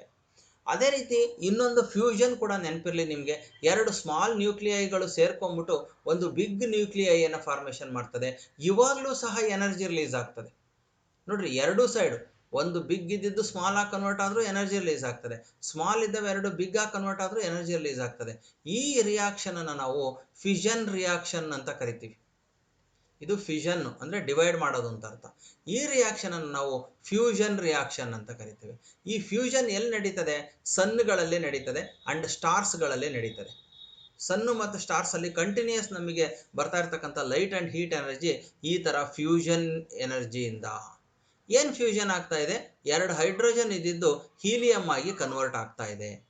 ಸೊ ಈ ಪ್ರೊಸೆಸ್ಸಿಂದ ಹೀಟ್ ಬರ್ತಾ ಇರ್ತಕ್ಕಂಥದ್ದು. ಸೊ ಈಗ ನಾವು ಈ ಕ್ವಶನಲ್ಲಿ ನೋಡ್ತಾ ಇರೋದು ಫಿಷನ್ ರಿಯಾಕ್ಷನ್ನು. ಒಂದು ಯುರೇನಿಯಂ ಇದ್ದಿದ್ದನ್ನು ಎರಡು ಸ್ಮಾಲರ್ ನ್ಯೂಕ್ಲಿಯೈ ಆಗಿ ನಾವು ಅದನ್ನು ಡಿವೈಡ್ ಮಾಡ್ತೀವಿ. ಯಾವುದರಿಂದ? ನ್ಯೂಟ್ರಾನ್ಸಿಂದ ಬಂಬಾರ್ಡ್ ಮಾಡಿದಾಗ ಆಗ್ತದೆ. ಆವಾಗ ಎನರ್ಜಿ ರಿಲೀಸ್ ಆಗ್ತದೆ. So that energy is called the nuclear energy. So now when this is done, a tremendous amount of energy is released at the controlled rate. So ಇದನ್ನೇ ಏನಾದ್ರು ನಾವು ಕಂಟ್ರೋಲ್ಡಲ್ಲಿ ಇಡದೇ ಇದ್ದರೆ, ಕಂಟ್ರೋಲಲ್ಲಿ ಇಡಬೇಕು, ಕಂಟ್ರೋಲಲ್ಲಿ ಇಡದೇ ಇದ್ದು ಅದನ್ನು ಕಂಟಿನ್ಯೂ ಹಂಗೆ ಆಗಕ್ಕೆ ಬಿಟ್ಟರೆ ಏನಾಗುತ್ತಪ್ಪ ಅಂದರೆ it convert into A bomb. ಏನು ನ್ಯೂಕ್ಲಿಯರ್ ಬಾಂಬ್ ಅಂತೀವಲ್ಲ, ಅದೇ ನ್ಯೂಕ್ಲಿಯರ್ ಬಾಂಬ್ ಆಗಿ ಕನ್ವರ್ಟ್ ಆಗ್ತದೆ. ಕಂಟಿನ್ಯೂ ಪ್ರೊಸೆಸ್ ನಡೀತಾ ಇರ್ತದೆ. ಆದರೆ ಇಲ್ಲಿ ಏನು ನಾವು ನ್ಯೂಟ್ರಾನ್ಸಿಂದ ಅದನ್ನು ಬಂಬಾರ್ಡ್ ಮಾಡ್ತೀವೋ, ನ್ಯೂಟ್ರಾನ್ಸನ್ನು ಸಪ್ಲೈ ಮಾಡೋದು ನಿಲ್ಲಿಸ್ಬಿಟ್ರೆ ಆ ಪ್ರೊಸೆಸ್ ಕೂಡ ಸ್ಟಾಪ್ ಆಗ್ತದೆ, ಕಂಟ್ರೋಲ್ ಆಗ್ತದೆ. ಅದಕ್ಕೆ ಅದನ್ನು ಕಂಟ್ರೋಲ್ಡ್ ರೇಟಲ್ಲಿ ಯೂಸ್ ಮಾಡ್ತೀವಿ. ನೆಕ್ಸ್ಟ್ ಏನು ಮಾಡ್ತೀವಿ? The energy released is used to produce steam. ಅದನ್ನು ವಾಟ್ರನ್ನು ಸ್ಟೀಮ್ ಆಗಿ ಕನ್ವರ್ಟ್ ಮಾಡೋಕ್ಕೆ ಆ ಎನರ್ಜಿಯಿಂದ ಏನಪ್ಪ ಅಂದರೆ ಹೀಟು ರಿಲೀಸ್ ಆಗೋದು. ಆ ಹೀಟ್ನಿಂದ ವಾಟರ್ನ ಸ್ಟೀಮ್ ಆಗಿ ಕನ್ವರ್ಟ್ ಮಾಡ್ತೀವಿ. ಸ್ಟೀಮ್ನ ಟರ್ಬೈನನ್ನು ರನ್ ಮಾಡಲಿಕ್ಕೆ, ಸೊ ಟರ್ಬೈನ್ಸ್ ಇರ್ತದೆ, ಆ ಟರ್ಬೈನ್ಸ್ಗಳನ್ನು ಏನು ಮಾಡೋದಕ್ಕೆ, ರನ್ ಮಾಡೋದಕ್ಕೋಸ್ಕರ ಟರ್ಬೈನ್ಸ್ಗಳನ್ನು ಯೂಸ್ ಮಾಡ್ತಾರೆ. ಆ ಟರ್ಬೈನ್ಸ್ ರನ್ ಆದ ತಕ್ಷಣ ಅದಕ್ಕೆ ಡೈನಮೋವನ್ನು ಕನೆಕ್ಷನ್ ಮಾಡಿರ್ತದೆ. ಡೈನಮೋ ಸುತ್ತುತ್ತದೆ, ಅಲ್ಲಿ ಎಲೆಕ್ಟ್ರಿಕಲ್ ಎನರ್ಜಿ ಪ್ರೊಡ್ಯೂಸ್ ಆಗ್ತದೆ. ಸೊ ಇದು ಎಲೆಕ್ಟ್ರಿಸಿಟಿಯನ್ನು ಪ್ರೊಡ್ಯೂಸ್ ಮಾಡ್ತಕ್ಕಂಥ ಒಂದು ಮೆಥಡ್. ಇದು ನಿಮ್ಮದೇ ಆದ ಸೆಂಟೆನ್ಸಲ್ಲಿ ಕೂಡ ನೀವು ಬರೀಬೋದು, ಬಟ್ ಸೈಂಟಿಫಿಕ್ಸ್ ಕೆನೆಸ್ಟ್ ಇದನ್ನು ವರ್ಡ್ಸನ್ನು ಯೂಸ್ ಮಾಡಿ ಬರೀರಿ ಅಷ್ಟೇ. ಓಕೆ, ನೆಕ್ಸ್ಟ್ ಕ್ವಶನನ್ನು ನೋಡೋಣ. Hazards of the nuclear power reactor. So ಇದರಿಂದ ಪ್ರಾಬ್ಲಮ್ ಏನಾಗುತ್ತೆ ನ್ಯೂಕ್ಲಿಯರ್ ಪವರ್ ರಿಯಾಕ್ಟರಲ್ಲಿ? ನೋಡಿರಿ, ಈ ಯುರೇನಿಯಂ ಏನಿದೆಯಲ್ಲ, ಯುರೇನಿಯಮನ್ನು ಯೂಸ್ ಮಾಡಿಕೊಂಡು ಎನರ್ಜಿಯನ್ನು ತೊಗೊಂಡ್ಮೇಲೆ ಅದರದ್ದು ರೆಸಿಡ್ಯೂ ಏನಿರ್ತದಲ್ಲ, ಆ ರೆಸಿಡ್ಯೂನ ನಾವು ಸ್ಟೋರೇಜ್ ಮಾಡೋದೇ ಆಗಲಿ, ಡಿಸ್ಪೋಸ್ ಮಾಡೋದು ಭಾಳ ಕಷ್ಟ. Improper and unscientific storage and disposal of the spent are used fuels. ಆ ಯೂಸ್ಡ್ ಫ್ಯೂಯಲ್ಸನ್ನು ನಾವು ಡಿಸ್ಪೋಸ್ ಮಾಡೋದು ಕಷ್ಟ. Accidental leakage of nuclear radiations. ಇದರಿಂದ ಎನಾರ್ಮಸ್ ಅಮೌಂಟ್ ಆಫ್ ಎನರ್ಜಿ ಏನು ರಿಲೀಸ್ ಆಗ್ತದೋ ಅವಾಗ ರೇಡಿಯೇಷನ್ಸ್ ಕೂಡ ರಿಲೀಸ್ ಆಗ್ತದೆ. ಆ ರೇಡಿಯೇಷನ್ಸ್ ಏನಾದ್ರು ಮಿಸ್ ಆಗಿ ಲೀಕೇಜ್ ಆಯಿತು ಅಂದರೆ ಅಲ್ಲಿ ಯಾವ ಒಂದು ಲಿವಿಂಗ್ ಬೀಯಿಂಗ್ಸ್ ಇರ್ತಾವೋ ಅದಕ್ಕೆಲ್ಲದ್ರದ್ದು ಬಾಡಿ ಡ್ಯಾಮೇಜ್ ಆಗುತ್ತೆ. ಆ ರೀತಿಯ ಪ್ರಾಬ್ಲಮ್ ಆಗ್ತದೆ. ಅದು ಒಂದು ಹಜಾರ್ಡ್ ಅದು. And also high cost of installation of the nuclear power reactor. Nuclear power ರಿಯಾಕ್ಟರ್ನ ಇನ್ಸ್ಟಾಲ್ ಮಾಡಬೇಕು ಅಂದರೆ ಕಾಸ್ಟ್ ಭಾಳ ಜಾಸ್ತಿ ಇದೆ. And also limited availability of the ಯುರೇನಿಯಂನ ಅವೈಲಬಿಲಿಟಿ ಭಾಳ ಕಡಿಮೆ ಇದೆ, ಎಲ್ಲ ಕಡೆ ಸಿಗೋದಿಲ್ಲ ಅದು. And also high risk of the environmental contamination ಆಗುತ್ತೆ ಅಂತ, ಅದು ಭಾಳ ರಿಸ್ಕಿ ಜಾಬು ಜಾಸ್ತಿ. ಸೊ ನೋಡಿರಿ, ಇದರಲ್ಲಿ ನಿಮಗೆ ಒಂದು ಇರ್ತಕ್ಕಂಥವು ಇಷ್ಟು ಪಾಯಿಂಟ್ಸಲ್ಲಿ ಯಾವುದಾದ್ರೂ ಒಂದು 2 ಪಾಯಿಂಟ್ಸನ್ನು ಬರೆದ್ರೆ ನಿಮಗೆ ಹಾಫ್ ಆಫ್ 1 ಮಾರ್ಕ್ಸ್ ಇರುತ್ತೆ. ಸೊ ಈ ಮೇಲ್ಗಡದಲ್ಲಿ 2 ಟೋಟಲಿ 2 ಪ್ಲಸ್ ಇದಕ್ಕೆ 1 ಮಾರ್ಕ್ಸು, ಟೋಟಲಿ 3 ಮಾರ್ಕ್ಸು ನಿಮಗೆ ಈ ಒಂದು ಕ್ವಶನ್ಗೆ ಇರ್ತಕ್ಕಂಥದ್ದು. ಸೊ ಇದರಲ್ಲಿ 6 ಆಪ್ಷನ್ದು ಕ್ವಶನ್ ಇತ್ತು. ಏನಿತ್ತು ಕ್ವಶನ್ ಅಂದರೆ explain why are we looking for the alternate source of energy. Alternate source of energy ನಮ್ಗೆ ಯಾಕೆ ಬೇಕು, and also advantages and disadvantages of the solar ಸೆಲ್ದು ಅಡ್ವಾಂಟೇಜು ಡಿಸ್ಅಡ್ವಾಂಟೇಜನ್ನು ಕೇಳಿದ್ದಾರೆ. ನೋಡೋಣ ಬನ್ನಿ ಈಗ ಏನೇನಿದೆ ಅಂತೇಳಿ. ಸೊ ಇಲ್ಲಿ the reasons for outlooking the alternative source of energy. ಯಾಕೋಸ್ಕರ ಬೇಕಿದು ಆಲ್ಟರ್ನೇಟಿವ್ ಸೋರ್ಸ್ ಆಫ್ ಎನರ್ಜಿ? ನೋಡ್ರಿ, the conventional sources of energy like fossil fuels are in danger of getting exhausted soon. ನೋಡ್ರಿ, ಫಾಸಿಲ್ ಫ್ಯೂಯಲ್ಸ್ ಅಂದರೆ ಯಾವುದು? Petrol, diesel, ಕೋಲು, kerosene, ಇವೆಲ್ಲ ಇದೆಯಲ್ವ, ಇವೆಲ್ಲ fossil ಫ್ಯೂಯಲ್ಸು. ಈ ಫಾಸಿಲ್ ಫ್ಯೂಯಲ್ಸನ್ನು ನಾವು ಕಂಟಿನ್ಯೂ ಯೂಸ್ ಮಾಡ್ತಾ ಇದ್ರೆ ಯಾವಾಗೋ ಒಂದ್ಸಲ ಮುಗ್ದೋಗ್ಬೋದವು. They are getting exhausted soon, ಮುಗ್ದೋಗ್ಬೋದು. ಆ ಭಯದಿಂದ ಆಲ್ಟರ್ನೇಟಿವ್ ಸೋರ್ಸ್ ಆಫ್ ಎನರ್ಜಿನ ಬಳಸಬೇಕಾಗಿದೆ. And also conventional sources of energy are not sufficient to run the machines to do more and more task. ನೋಡಿರಿ, ಈ ಕನ್ವೆನ್ಷನಲ್ ಸೋರ್ಸಸ್ಸು ಭಾಳ ಸಫಿಷಿಯೆಂಟಾಗಿ ಸಿಗ್ತಾ ಇಲ್ಲ. ಯಾವುದು? ಫಾಸಿಲ್ ಫ್ಯೂಯಲ್ಸು ಇವೆಲ್ಲ. ಅದನ್ನು ಯಾಕೆಂದರೆ ಆ ಮಷಿನ್ಸ್ಗಳನ್ನು ರನ್ ಮಾಡಬೇಕು ಅಂತಂದರೆ ಅಷ್ಟೊಂದು ಸಫಿಷಿಯೆಂಟಾಗಿ ಸಿಗ್ತಾ ಇಲ್ಲ. ಈಗ ನೆಸಿಟಿ ಇರೋದಕ್ಕೆ ಮಾತ್ರ ಸಿಗ್ತಾ ಇರೋದು. ಹಾಗಾಗಿ ಆ ಮೆಷಿನ್ಸನ್ನು ರನ್ ಮಾಡೋದಕ್ಕೆ ಸಾಧ್ಯ ಆಗ್ತಾ ಇಲ್ಲ. ಅದಕ್ಕೋಸ್ಕರ ನಮಗೆ ಅಲ್ಲಿ ಆಲ್ಟರ್ನೇಟಿವ್ ಸೋರ್ಸ್ ಆಫ್ ಎನರ್ಜಿ ಬೇಕಾಗ್ತದೆ. And also unlimited use of the conventional sources of the energy has led to the problems of energy crisis. ನೋಡ್ರಿ, ಅದನ್ನು ಅನ್ಲಿಮಿಟೆಡ್ ಆಗಿ ಯೂಸ್ ಮಾಡೋದು, ಸುಮ್ಮನೆ ಎಲ್ಲರೂ ಬೈಕ್ ತಗೊಂಡು ಹೋಗ್ತಾ ಇರೋದು. ಒಂದೇ ವೆಹಿಕಲಲ್ಲಿ ಹೋದ್ರೆ ಬೇಕಾದಷ್ಟು ಆಗ್ತದೆ. ಎಲ್ಲರೂ ಸಿಂಗಲ್ ಇಂಡಿವಿಜುವಲ್ ವೆಹಿಕಲ್ಸು, ಕಾರ್ಸು, ಬೈಕ್ಸನ್ನು ಯೂಸ್ ಮಾಡಿದರೆ ಅಲ್ಲಿ ಅನ್ಲಿಮಿಟೆಡ್ ಯೂಸ್ ಆಗ್ತದೆ. ಆವಾಗ ಎನರ್ಜಿ ಕ್ರೈಸಿಸ್ಸು ಫಾರ್ಮೇಷನ್ ಆಗ್ತದೆ. ಸೊ ಅದು next. And also uncontrolled use of the conventional sources ಆ ಕನ್ವೆನ್ಷನಲ್ ಸೋರ್ಸಸ್ ಏನಿದೆಯೋ ಅವನ್ನ ಸುಮ್ಮನೆ ಅನ್ಕಂಟ್ರೋಲ್ಡ್ ವೇ ಸುಮ್ಮನೆ ಹೋಗೋದು, ಇಷ್ಟು ದೂರ ಸುಮ್ಮನೆ ನಡ್ಕೊಂಡು ಹೋಗೋದಿದ್ರು ಬೈಕ್ ತಗೊಂಡು ಹೋಗೋದು, ಆ ಥರ ಆ ಒಂದು ಅನ್ಕಂಟ್ರೋಲ್ಡ್ ವೇನಲ್ಲಿ ಯೂಸ್ ಮಾಡ್ತಾ ಇರೋದ್ರಿಂದ it created many problems of environmental pollution ಕೂಡ ಆಗ್ತದೆ. ಈಗ ಆಲ್ರೆಡಿ ಡೆಲ್ಲಿನಲ್ಲಿ ಇದು ಅಕ್ಕರ್ ಆಗಿದೆ. ಸೊ ಇದು ಇಷ್ಟು ಪಾಯಿಂಟ್ಸ್ ನಿಮಗೆ 2 ಮಾರ್ಕ್ಸ್ಗೆ ಇಷ್ಟು ಪಾಯಿಂಟ್ಸನ್ನು ಬರೀತಕ್ಕಂಥದ್ದು. ಆ್ಯಂಡ್ ಆಲ್ಸೋ ಇನ್ನೊಂದು ಕ್ವಶನ್ ಏನಿದೆಯಪ್ಪ ಅಂದರೆ advantages and disadvantages of the solar ಸೆಲ್ಸ್ನ ಅಡ್ವಾಂಟೇಜಸ್ಸು ಮತ್ತು ಡಿಸ್ಅಡ್ವಾಂಟೇಜಸ್ಸು. ಸೊ ಇಲ್ಲಿ ಫಸ್ಟಿಗೆ ನೋಡಿದ್ದು ನಾವಿಲ್ಲಿ 2 ಮಾರ್ಕ್ಸ್ಗಲ್ಲ, ಇದು 1 ಮಾರ್ಕಿಗೆ ಆಲ್ಟರ್ನೇಟಿವ್ ಸೋರ್ಸ್ ಯಾಕೆ ಬೇಕು ಅನ್ನೋದು. ಎನಿ 2 ಪಾಯಿಂಟ್ಸ್ ಬರೆದ್ರೆ ನಿಮಗೆ 1 ಮಾರ್ಕ್ಸ್ ಸಿಗುತ್ತೆ ಇದರಲ್ಲಿ ಇಷ್ಟರಲ್ಲಿ. ಆ್ಯಂಡ್ ಆಲ್ಸೋ ಈಗ advantages and disadvantages of the solar cell. ನೋಡಿರಿ, ಸೋಲಾರ್ ಸೆಲ್ನ ಅಡ್ವಾಂಟೇಜಸ್ ಏನು? They have no moving parts, ಎಲ್ಲೂ ಮೂವ್ ಮಾಡಬೇಕಾಗಿರಲಿಲ್ಲ, ಎಲ್ಲಿ ಬೇಕಾದ್ರೂ ಸೋಲಾರ್ ಎನರ್ಜಿ ಬರುತ್ತೆ. ದೇ ರಿಕ್ವೈರ್ ಲಿಟಲ್ ಮೇಂಟೆನೆನ್ಸ್, ಅವಕ್ಕೆ ಮೇಂಟೆನೆನ್ಸ್ ಜಾಸ್ತಿ ಇರಲ್ಲ. And also they work quite satisfactory without use of the any focusing device, ಯಾವುದೇ ಫೋಕಸಿಂಗ್ ಡಿವೈಸ್ನ ಅವಶ್ಯಕತೆ ಇಲ್ಲ. ಹಾಗಾಗಿ ಡೈರೆಕ್ಟಾಗಿ ಅವೇನಾಗ್ತದೆ, ಸೋಲಾರ್ ಸೆಲ್ಸು ಯೂಸ್ ಆಗ್ತದೆ. And they can be set up in a remote and inaccessible hammocks or very sparsely inhabited areas in which laying of the power transmission line may be expensive. ನೋಡ್ರಿ, power transmission ಲೈನನ್ನು ನಾವು ಹಾಕೋಕ್ಕಾಗಲ್ಲ. ಕೆಲವು ಕಡೆ ಗುಡ್ಡ ಬೆಟ್ಟ ಎಲ್ಲ ಇರ್ತವೆ, ಅದರ ಹತ್ರ ಎಲ್ಲೋ ವಾಸ ಮಾಡ್ತಾ ಇದ್ದಾರೆ, ಅವರಿಗೆ ಕರೆಂಟ್ ಸಪ್ಲೈ ಬೇಕು ಅಂತಂದರೆ ಅಲ್ಲಿ ನಾವು ಅವರಿಗೆ ಕಂಬಗಳನ್ನು ಹಾಕ್ಲಿಕ್ಕೆ ಆಗಲ್ಲ. ಸೊ ಆ ಟ್ರಾನ್ಸ್ಮಿಷನ್ ಆಗದೇ ಇರೋಂತಹ ಟೈಮಲ್ಲಿ ನಾವೇನು ಮಾಡ್ಬೋದು, ಸೋಲಾರ್ ಸೆಲ್ಸನ್ನು ಯೂಸ್ ಮಾಡಿ ಅಲ್ಲಿ ಎಲೆಕ್ಟ್ರಿಸಿಟಿನ ಪ್ರೊಡ್ಯೂಸ್ ಮಾಡೋ ಹಾಗೆ ಮಾಡ್ಬೋದು. This is the beneficiary. And also these are the advantages of the solar cells. Disadvantages ಏನು ನೋಡಿ, ಇದು ಅಡ್ವಾಂಟೇಜಸ್ ಬರೆದ್ರೆ 1 ಮಾರ್ಕ್ಸು, ಅದರಲ್ಲಿ 2 ಪಾಯಿಂಟ್ ಬರೆದ್ರೆ ಸಾಕು ನೀವು. ಇನ್ನು ಡಿಸ್ಅಡ್ವಾಂಟೇಜಸ್ ಏನು? Availability of the special grade silicon for making solar cells. Solar cell ಮಾಡಲಿಕ್ಕೆ ಸ್ಪೆಷಲ್ ಗ್ರೇಡ್ ಸಿಲಿಕಾನ್ ಬೇಕು, ಅದು ಲಿಮಿಟೆಡ್ ಆಗಿದೆ. And also the process of manufacture of solar cells is very expensive, ಭಾಳ ಕಾಸ್ಟ್ಲಿ ಆಗುತ್ತೆ ಅದನ್ನು ಪ್ರಿಪೇರ್ ಮಾಡಲಿಕ್ಕೆ ಹೋದಾಗ solar ಸೆಲ್ಸನ್ನು. And also silver used for interconnection of the cells in the panel is very costly. ನೋಡ್ರಿ, ಒಂದು ಪ್ಯಾನಲಲ್ಲಿ ಇಂತಿಂಥ ಸಣ್ಣ ಬ್ಯಾಟ್ರಿಗಳನ್ನು ಈ ಥರ ಇವನ್ನ ಸೆಲ್ಸ್ಗಳನ್ನು ಕೂರಿಸಿರ್ತಾರೆ, ಇವೆಲ್ಲ ಸೋಲಾರ್ ಸೆಲ್ಸು. ಇದರಿಂದ ಕನೆಕ್ಷನನ್ನು ಇದು ಕೊಡಬೇಕು, ಇದರಿಂದ ಕನೆಕ್ಷನನ್ನು ಇದು ಕೊಡಬೇಕು, ಇದರಿಂದ ಕನೆಕ್ಷನನ್ನು ಇದು ಕೊಡಬೇಕು, ಈ ಥರ ಸೀರೀಸ್ ಆಗಿ ಕನೆಕ್ಷನ್ ಮಾಡ್ಕೊಂಬಂದು ಲಾಸ್ಟಿಗೆ ಏನು ಮಾಡ್ತಾರಪ್ಪ ಅಂತಂದರೆ 2 ವೈರನ್ನು ತಗೊಂಡು ಇದರಿಂದ ಕರೆಂಟನ್ನು ಯೂಸ್ ಮಾಡ್ಕೊತಾರೆ. ಸೊ ಹಾಗಾಗಿ ಈ ಸೀರೀಸ್ ಕನೆಕ್ಷನ್ ಕೊಡಬೇಕು ಅಂದರೆ ಈ ಮಧ್ಯದಲ್ಲಿ ಸಿಲ್ವರನ್ನು ಯೂಸ್ ಮಾಡಬೇಕು, ಬೆಳ್ಳಿಯನ್ನು. ಹಾಗಾಗಿ ಸಿಲ್ವರ್ನ ಯೂಸ್ ಮಾಡೋದು ಕಾಸ್ಟ್ಲಿ ಆಗಿರೋದ್ರಿಂದ ಅದನ್ನು it was very expensive. And their efficiency is low, ಬಹಳ ಎಫಿಷಿಯನ್ಸಿ ಕಡಿಮೆ. ನಾವು ಏನು ಸಣ್ಣದಾಗಿ ಕರೆಂಟನ್ನು ಯೂಸ್ ಮಾಡ್ಕೊಂಡಂಗೆ ಮಾಡ್ಬೋದು, ದೊಡ್ಡದಾಗಿ ಮೋಟ್ರು ಮಷಿನ್ಸು ಅವನ್ನೆಲ್ಲ ರನ್ ಮಾಡಲಿಕ್ಕೆ ಪಾಸಿಬಲ್ ಆಗಲ್ಲ. So those are the disadvantages of the solar cells. So next ಒಂದು ಡಯಾಗ್ರಾಮನ್ನು ಬರೆಯಕೊಟ್ಟಿದ್ದಾರೆ. Draw the diagram to show the recombination of the spectrum of white light and label the following parts. ಅದನ್ನು white ಲೈಟನ್ನು ಇದು ಮಾಡಿ split ಮಾಡಿ ನಾವೇನು ಮಾಡಿರ್ತೀವಪ್ಪ ಅಂದರೆ 7 ಕಲರ್ಸ್ ಬಂದಿರ್ತದೆ. ಹಾಗಾಗಿ ಆ 7 ಕಲರ್ಸ್ ಬಂದಾದಮೇಲೆ ಮತ್ತೆ ಅದನ್ನು ಇದು ಮಾಡಿಬಿಟ್ಟು ಸಿಂಗಲ್ ಕಲರ್ ಮಾಡ್ತಕ್ಕಂಥದ್ದು, ಅದನ್ನೇ ರೀಕಾಂಬಿನೇಷನ್ ಆಫ್ ದ ಸ್ಪೆಕ್ಟ್ರಮ್ ಅಂತ ಕರಿತೇವೆ. ಸೊ ಇಲ್ಲಿ ನೋಡ್ರಿ, ಇಲ್ಲಿ ಒಂದು ಸ್ಮಾಲ್ ಲೈಟ್ ರೇ ಹಿಂಗೆ ಪಾಸ್ ಆಗಿರ್ತದೆ. ಸೊ ಅವಾಗ ಇಲ್ಲಿ ಸ್ಪೆಕ್ಟ್ರಮ್ ಫಾರ್ಮೇಷನ್ ಆಗಿರ್ತದೆ. ಅಗೈನ್ ಈ ಸ್ಪೆಕ್ಟ್ರಮನ್ನು ಒಂದು ರಿವರ್ಸ್ ಇಟ್ಟಿರ್ತಕ್ಕಂಥ ಒಂದು ಪ್ರಿಸಮ್ನಲ್ಲಿ ಪಾಸ್ ಮಾಡಿದ್ರೆ ಏನಾಗ್ತದೆ, ಇಲ್ಲಿ ವೈಟ್ ಲೈಟು ಫಾರ್ಮೇಷನ್ ಆಗ್ತದೆ. ಸೊ ಇಲ್ಲಿ ವೈಟ್ ಲೈಟು ಅದನ್ನು ವೈಟ್ ಲೈಟ್ ಫಾರ್ಮೇಷನ್ ಆಗ್ತಕ್ಕಂಥದ್ದನ್ನು ನ್ಯೂಟನ್ ಏನು ಮಾಡೋದು, ಅದನ್ನು ಫೈಂಡ್ ಔಟ್ ಮಾಡಿದ. ಸೊ ನಾವಿಲ್ಲಿ ನೋಡ್ಬೋದು, ವೈಟ್ ಲೈಟನ್ನು ಇಲ್ಲಿ ಪ್ರಿಸಮಲ್ಲಿ ಪಾಸ್ ಮಾಡಿದಾಗ ಡಿಸ್ಪರ್ಷನ್ ಆಗಿಬಿಟ್ಟು 7 ಕಲರ್ಸು ಫಾರ್ಮೇಷನ್ ಆಗಿರ್ತದೆ.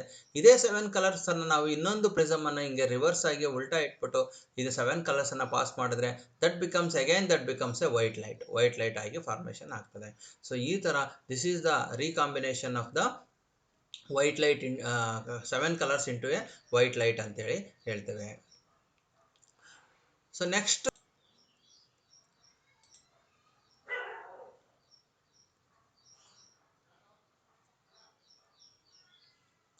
So the ray of light that bends most, ಇದರಲ್ಲಿ ಯಾವುದು ಬೆಂಡ್ ಲೀಸ್ಟ್ ಆಗಿ ಬೆಂಡ್ ಆಗೋದು ಯಾವುದು ಮತ್ತು ಮೋಸ್ಟ್ ಬೆಂಡ್ ಆಗೋದು ಯಾವುದು ಅಂತ ಕೇಳಿದ್ದಾರೆ. ಸೊ ಅಲ್ಲಿ ಪಾರ್ಟ್ಸ್ಗಳನ್ನು ಇಲ್ಲಿ ಲೀಸ್ಟ್ ಬೆಂಡ್ ಆಗೋದು ಮತ್ತು ಮೋಸ್ಟ್ ಬೆಂಡ್ ಆಗೋದು ಎರಡನ್ನೂ ಸಹ ಇಲ್ಲಿ ತೋರಿಸಿದ್ದಾರೆ. ಸೊ ಅವೆರಡನ್ನೂ ಡಯಾಗ್ರಾಮ್ಸನ್ನು ಕರೆಕ್ಟಾಗಿ ನೀವು ಬರೆದ್ರಿ ಅಂತಂದರೆ ಡಯಾಗ್ರಾಮ್ಗೆ 2 ಮಾರ್ಕ್ಸು ಮತ್ತು ಅವನ ಪಾರ್ಟ್ಸನ್ನು ಮೆನ್ಷನ್ ಮಾಡಿರೋದಕ್ಕೆ ಅಲ್ಲಿ ಹಾಫ್ ಮಾರ್ಕ್ಸು, ಒಟ್ಟು 3 ಮಾರ್ಕ್ಸ್ ಇರ್ತದೆ. And next question, observe the given diagram, explain the experiment related to this diagram, what conclusion can be drawn from this experiment.